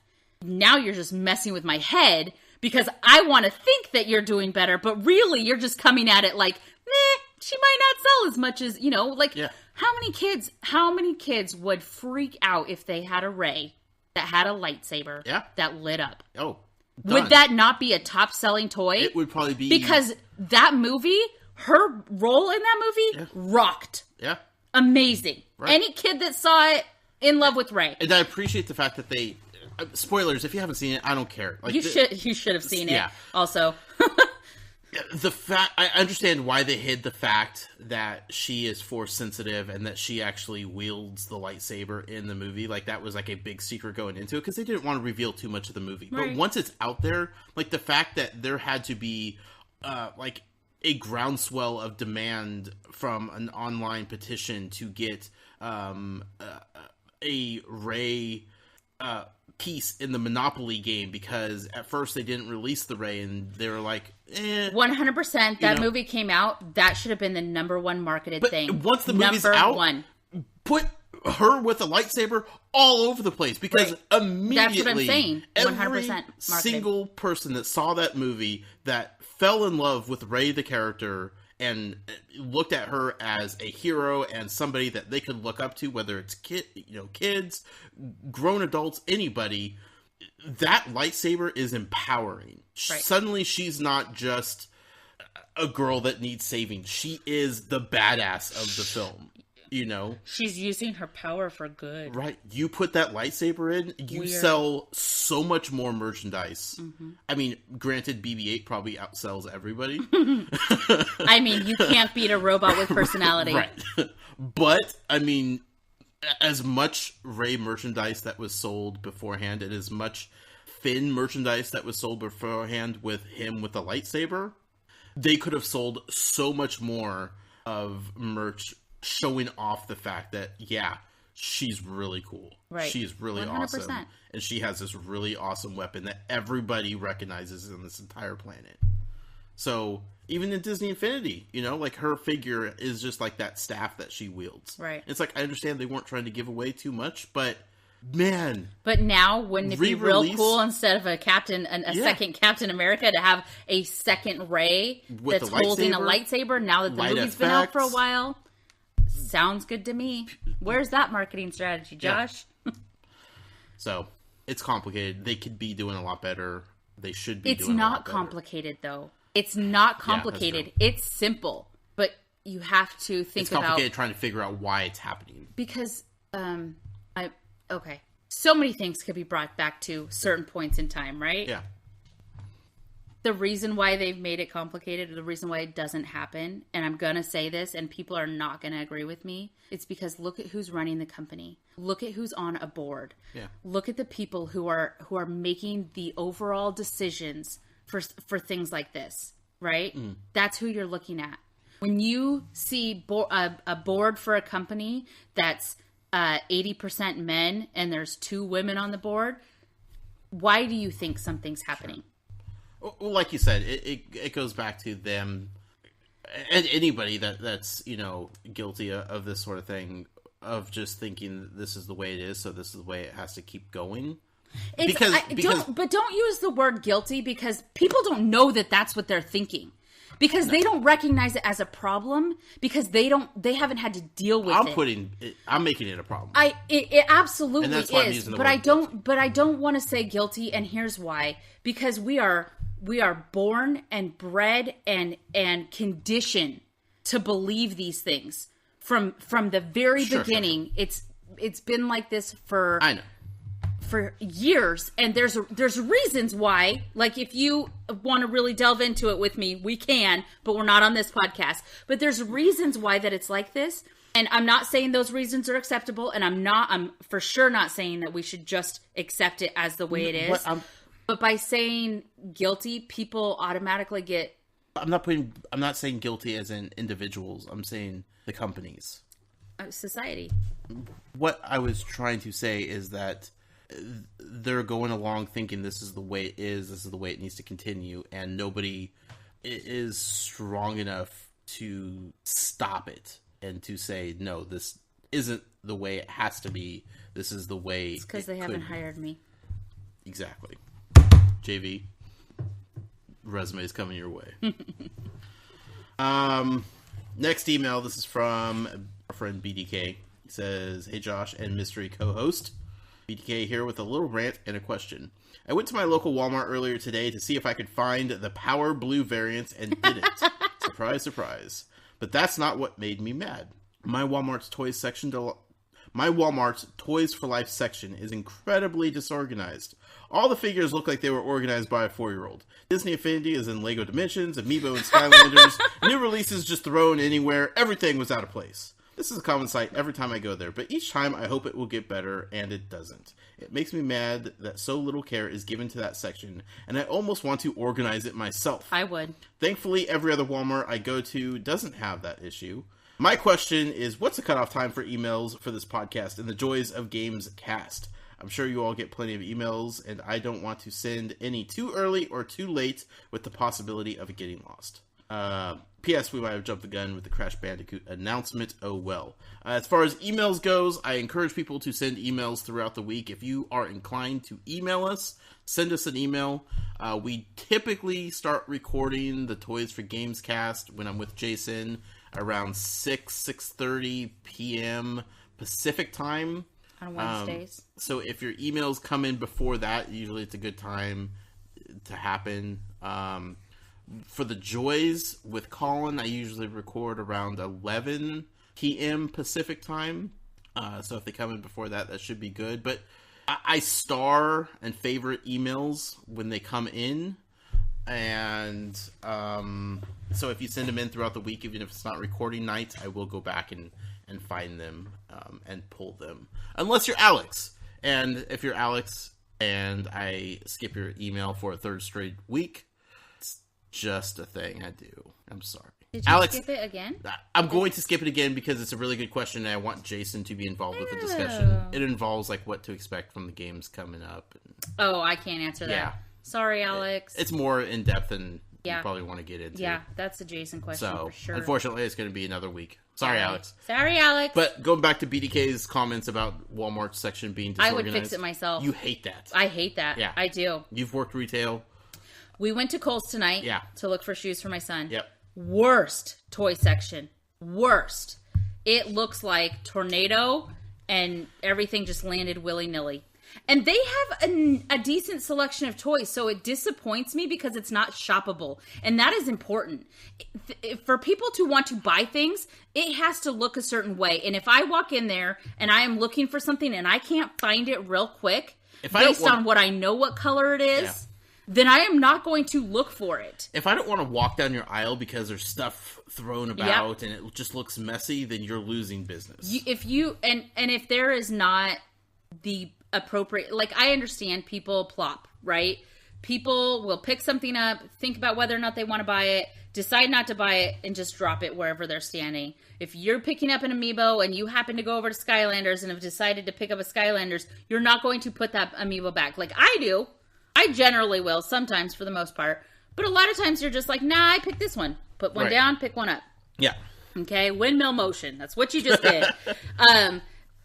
The problem with that is that if your toy section just looks like a bunch of windmill motion, then that's exactly, nobody's going to buy anything. You're not going to see product move. If I can't go to a peg in a section, especially with Amiibo and Lego Dimensions and the way that those are supposed to be marketed, I should be able to walk over to Skylanders and look for on the pegs the tag that says whichever Skylander I'm looking for. And the price. And the price. And if I can't see that in a fairly quick time, and then I do like a real quick sweep with my eyes in just that Skylander section, I am not going to go over to Amiibo to see if I can find Skylander. I'm just not going to do it because I'm not looking for Amiibo or Skylander in Amiibo. That's not what I would do. Now, if it was opposite day, I might do that.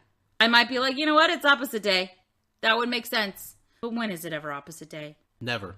Never. It's never opposite day. Only in Bikini Bottom. Only, that's true. It's 100% true. So, personally, BDK, I would fix it because I would be so frustrated that that's the way they handle things.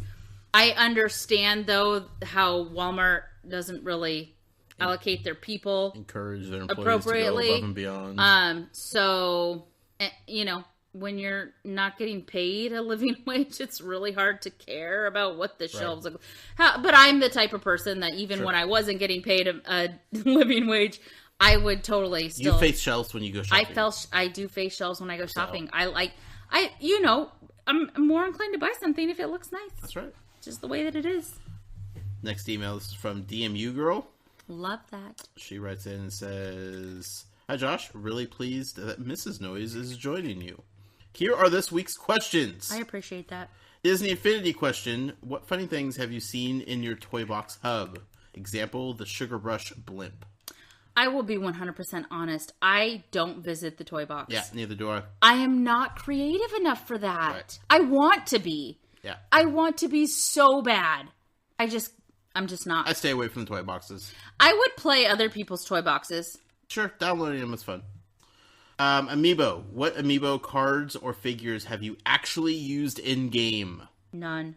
All the figures I think I've scanned in. You have. In some way, shape, or form. Right. The cards, though. Here's, I have the thing. Yeah, I bought you that. Yeah, you bought me that for Christmas. Yeah. I scanned in 2 cards. Right. Into Happy Home Designer. Mm-hmm.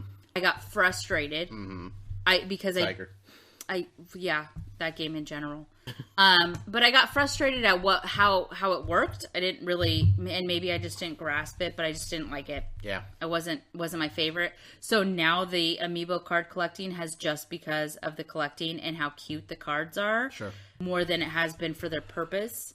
Now, you and everybody else. If they bring that console game, or if they bring that game to console with a little skit, I'm in. Done. I'm in. Back in. I'm in. And it doesn't even have to be for Happy Home Designer. If I can take those cards and scan them into an Animal Crossing game, and all of a sudden that character is either visiting my town or living in my town, or I can go to their town, whatever, it's over. Those cards have, oh my goodness, brought in a whole new meaning. So, Nintendo, if you want some ideas, they're listening. I'll start. I'll give you a list. What's your favorite Pokemon? Jigglypuff. It's the cutest. Which Pokemon would you want to be and why? Oh, Squirtle. Are we talking about Pokemon Amiibo? No. Because that's why I picked Jigglypuff. No. Squirtle is my favorite Pokemon. Okay. Period. Not Which is why we're compatible. Why? Because Squirtle's my favorite. Nice. I like what you did there. Talked about it on the Joys of Games podcast with Jason number 2 the other week. Yeah. I listened to part of that. I didn't finish it yet. That's okay. At least people know that you're not just picking Squirtle because I picked it. Nope, I love Squirtle. Don't want it to evolve. I don't like it. Squirtle, don't evolve. Stay Squirtle. Not cute. Yeah. Squirtle, freaking cute. Sure. Love it. Squirtle Squad? Yeah, Even well, better. I don't know about that business. So which Pokemon would you want to be and why? Squirtle? Yeah, because I'd be so cute. But actually, probably the butterfly because I'd be so pretty. Butterfree? That butterfly's pretty cool. Yeah. And it can fly. Word up. Yeah. Who's your favorite yokai? None of them. Chewbacca! No, actually, the white one with the blue horns. Right. It's just pretty. Sure. I just love it. Yep. Plus, I'm really attracted to the color blue. So anytime that is the prominent color in anything, if somebody says which of these is your favorite and one of them's blue, I will pick the blue one, even though that item is not my favorite at all. It's a good thing I have blue eyes. I do it all the time. Yeah, they're kind of green right now.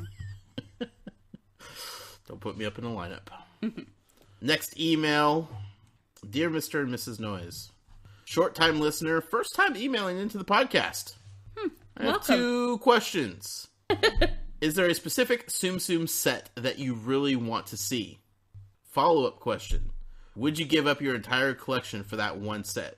Thank you for great podcasts and have a magical day. Mateo. I love that. Have a magical day. That's a great send-off. I'm going to start using that. No, I would not. You wouldn't trade your entire I'll collection answer for the whatever first question set. first. Okay. The second question first. No, I would not. Is there a specific Tsum Tsum set that you really want to see? I will say there's a specific Tsum Tsum that I'd really like to see. What's that? I would like to see Scrump, not in just the tiny plushie size. I would like to see Scrump as a medium, maybe even a large. Cuddly. I would love to. I think because it's a doll in the movie, and it really resonate like the whole homemade-y look. Sure. The whole Lilo did it herself, made herself her own toy, and now I could potentially be cuddling with one of, you know what I mean? Right. So even if Scrump came the size of Pumbaa here, what is this, small? It's considered small. Yeah, because the other ones are tiny. Right. So even if Scrump came this size, I'd be pleased. Anything bigger than the tiny, only because I can't really. This gets lost real fast in bed. Sure. Yeah. In bed. That's the only time you cuddle. That's not true at all. Also, really quick, Pumbaa's hair is out of control. Super soft. I would not trade my entire collection because I covet my collection. In fact, half of my collection right now, I'm going to say this out loud, is in a box. And that's only because we haven't put up the shelves. At the same time, I don't want to put that collection up on shelves. And here's why. I keep looking at the ones that are on the shelf and thinking about how dusty they're getting. And it's breaking my heart because there's not a good way to like clean that.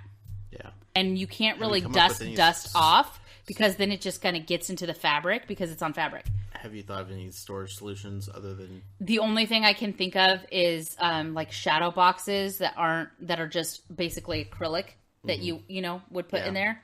But you would have to make them yourself. Like that's not, unless I could find a acrylic shadow box that I liked the look of it. That's not too gluey on the, you know what I mean? Right.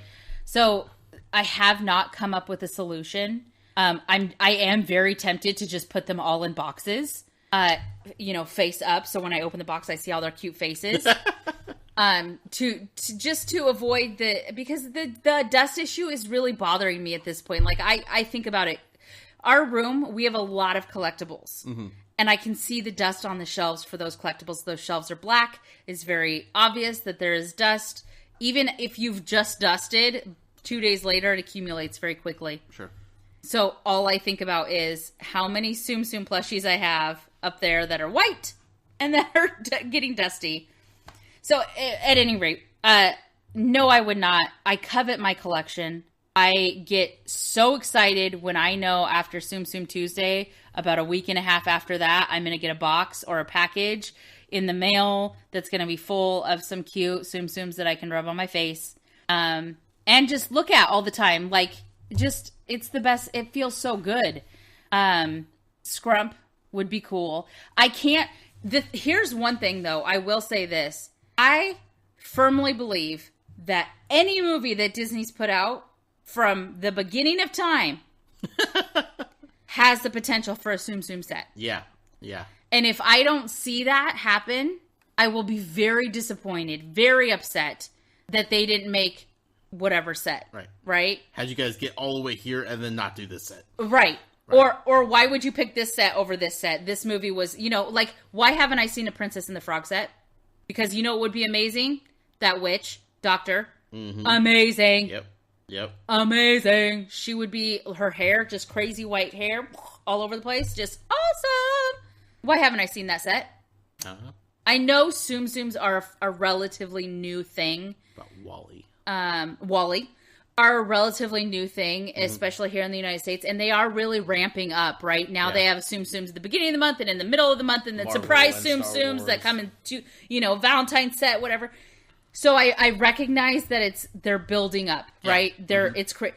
But if I don't see something soon, like a calendar layout that says for the year of 2016-17, your worry is the bubble popping before they finish. 100%, 100%.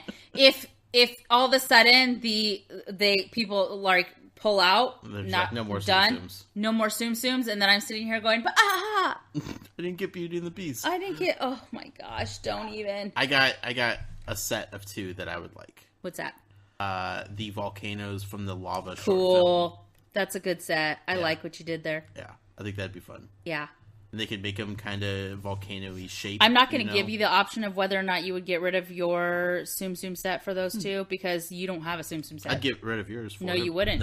You don't have a Tsum Tsum set. I want a medium also. Did you hear that? You don't have one. I want a medium. Of the lavas? Yeah. Yeah. I think that'd be the best way to accurately represent them. It'd be cute. Last email. This is from Long's Toys. You can find him on Twitter at CLong83. Hello, Mr. and Mrs. Noyes. Hope this email isn't getting to you too late. Not sure if you started casting yet. I assume you two picked up some Star Wars Tsum Tsums this past week. I got the full mini set, and they are great. I love that Luke has his lightsaber on the side, but I was bummed Vader didn't have the same. Which ones did you pick up? All of them. They're on order. They should be here soon. Can't even wait. I'm really excited for March, as it is crazy month for Toys to Life releases. Marvel Battlegrounds, new LEGO Dimension packs, Skylander variants, and tons of new amiibo and amiibo cards are going to make my wallet cry. What are you most excited for? Are you getting everything or prioritizing some over others? Did they just say prioritizing? Yeah, no, everything. Everything's happening. They're all coming. Yeah.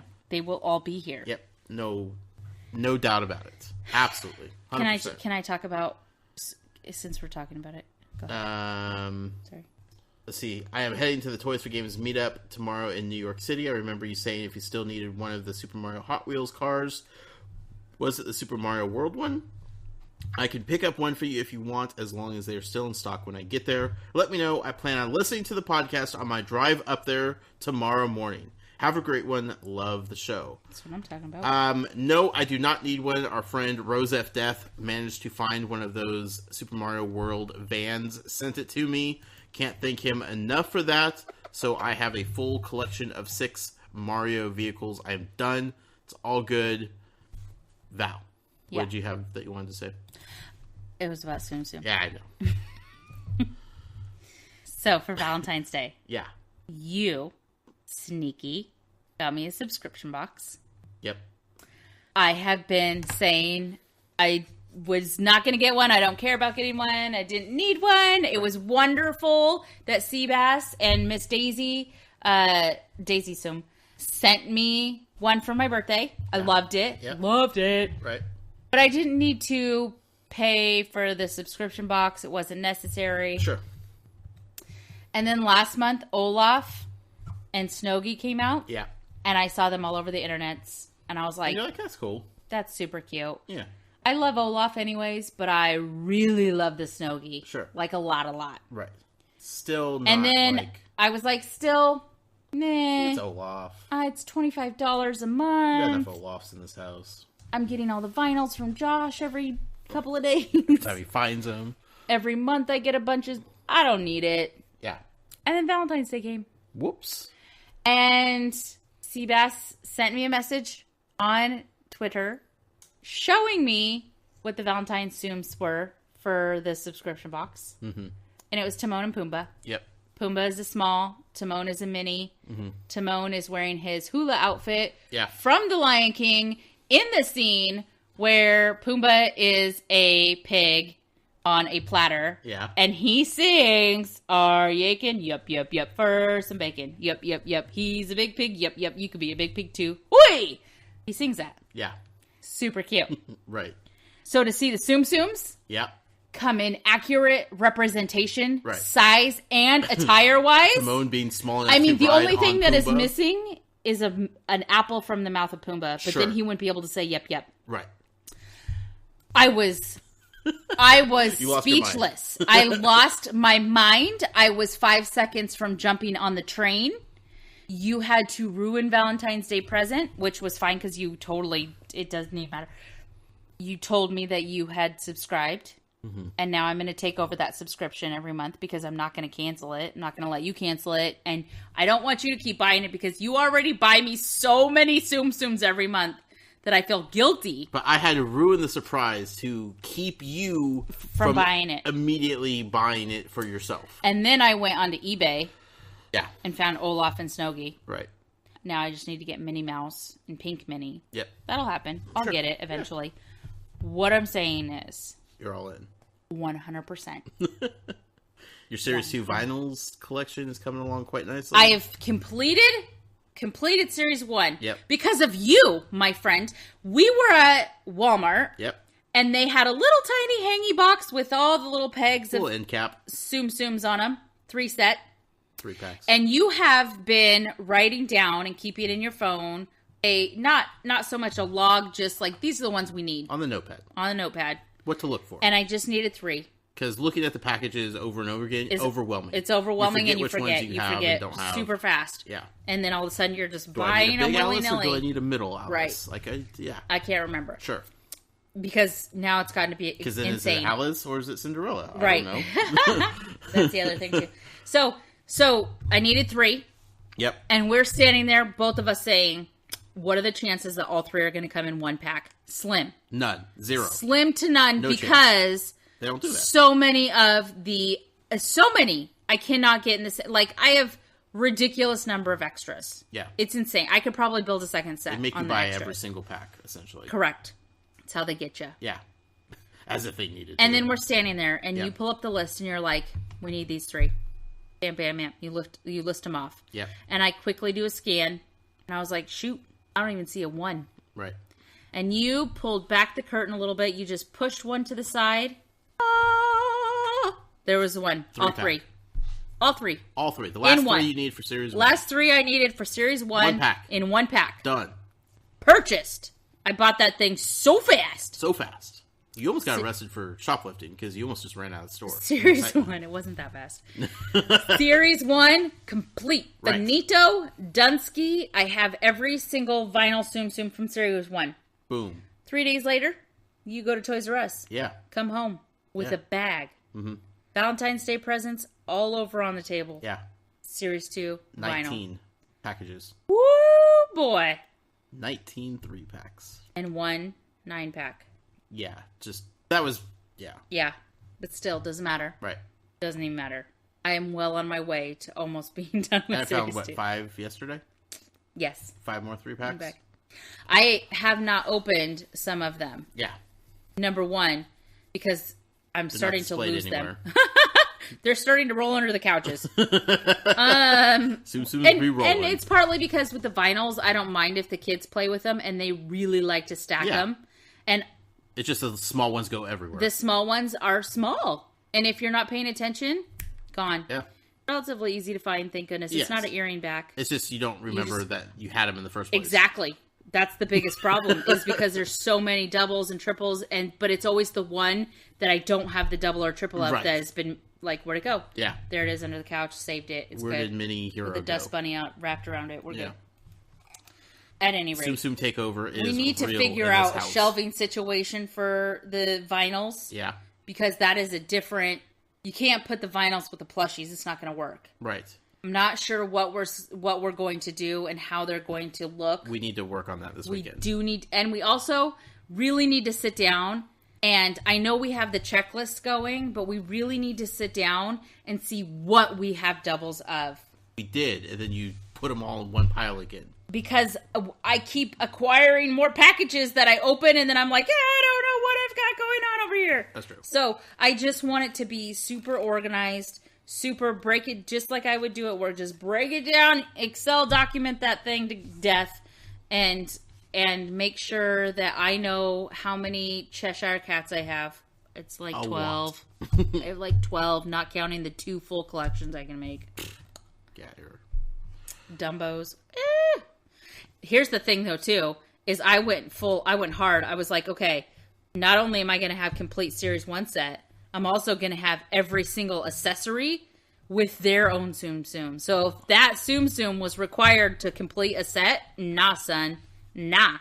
I will make sure that I have a complete accessory set with their Tsum and a complete 3-stack. Well, because that's how I am. You won't be able to with a few of them. Lucky, because there is not a large and small Lucky. Well, yeah, the mediums. You won't be able to get the single mediums unless you buy the accessories of Dale, Lucky, and Sebastian. Babe, we got a Dale the other day. Medium. That was in the Series 2. Are you sure? Yep. Huh. Maybe I'm wrong. It's on the table right now. I believe you. And I have 2 Sebastians, so however that worked out. Got them. Maybe I had you have a medium and small. I don't have a Sebastian for my accessory anymore. It's too much. I'm going to go cuddle with Snooki. It's too much. We got to wrap up this podcast. We do. I'm sorry.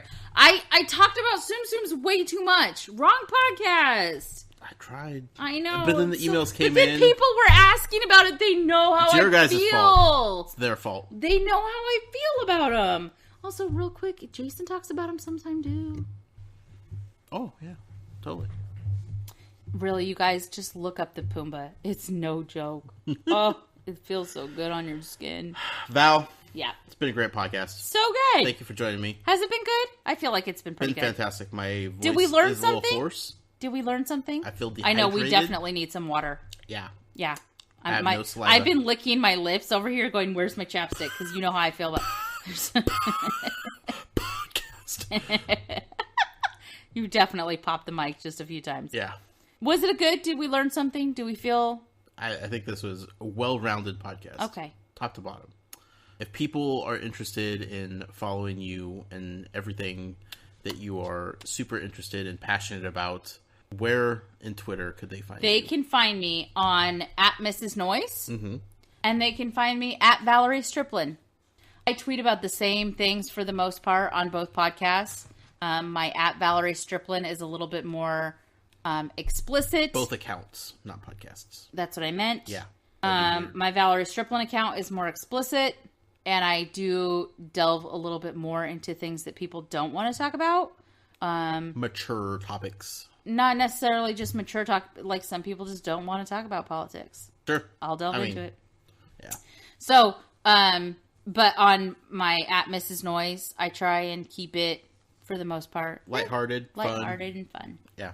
Cute, adorable. Cutesy. You can find me personally on Twitter @TheNoise with the Y. Be sure to check out Jason and everything that he's up to and tell him that you miss him and that you wish him the best of health over at Jason Inquires. And within Skylander, INQ, Brick INQ, and Infinity INQ over on Twitter, than his various Inquirer websites. Did you forget any? Probably. I feel like you did. He does this spiel way better than I ever could. You can follow the podcast itself on Twitter @Toys4Games. Email us podcast@toysforgames.com. Check out our lovely website, which I'm trying to inject much more content into on a regular basis. Toysforgames.com. And help us out on Patreon. Back us. Support us. And if not, that's cool. We still love you, no matter what. But because of hitting a milestone for the month of March, going to be starting an official weekly stream of video games. I put it as a milestone stretch goal. We have reached that mark for March, so you will be getting a weekly stream of games from me. Just you? I mean, if Jason wants to, but he's so busy. I'm not What gonna... about me? Sure, you can join. Cool. Yeah. I mean, it wasn't specific to just Josh and Josh only. Timon really likes this place. So, I don't know. I'm thinking maybe Sunday nights.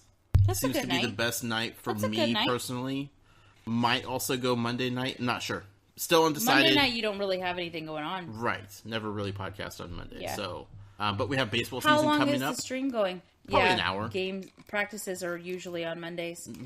It'll depend. We're going to Yeah. have 3 kids in baseball, so. Yeah. Probably an hour. An hour. Hour and a half. I mean, Okay. it depends. Okay. So, I'll do something. I'll jump in on that. I like that. I don't know if people would want to see me do that, but I'll jump in on it. Yeah. So that's coming up in March. Again, that's because of your support on Patreon. Thanks, everybody. /Toys4Games. Check out the Facebook group, facebook.com/groups/Toys4Games. Hello, and hope you all have fun in New York City for the meetup. Oh, yeah. tomorrow. Super jealous about Can't that. wait to see what goes on there. I want to see some pictures. And I think that's it. I think that's all I have to plug. It's been real. Thank you all for listening and indulging us on this late Friday night podcast. Hope it was entertaining in a different and unique way that you're used to. Because it was fun for us to do it. It's always fun. Yeah, it's a lot more fun for me to listen to Jason than myself, though. Sure. We don't have to listen back to this. Yeah, but I will. Yeah. Because I like listening to this podcast. Right. Not necessarily because of myself. It's pretty good. It's good. It's pretty good. There's so much energy. It's so exciting. You and Jason have such great chemistry. Not anymore because I have hit the wall. Yeah. And with that, I need to say goodnight. And until next time. Woo, it's late. Happy hunting, collectors. Boom, boom.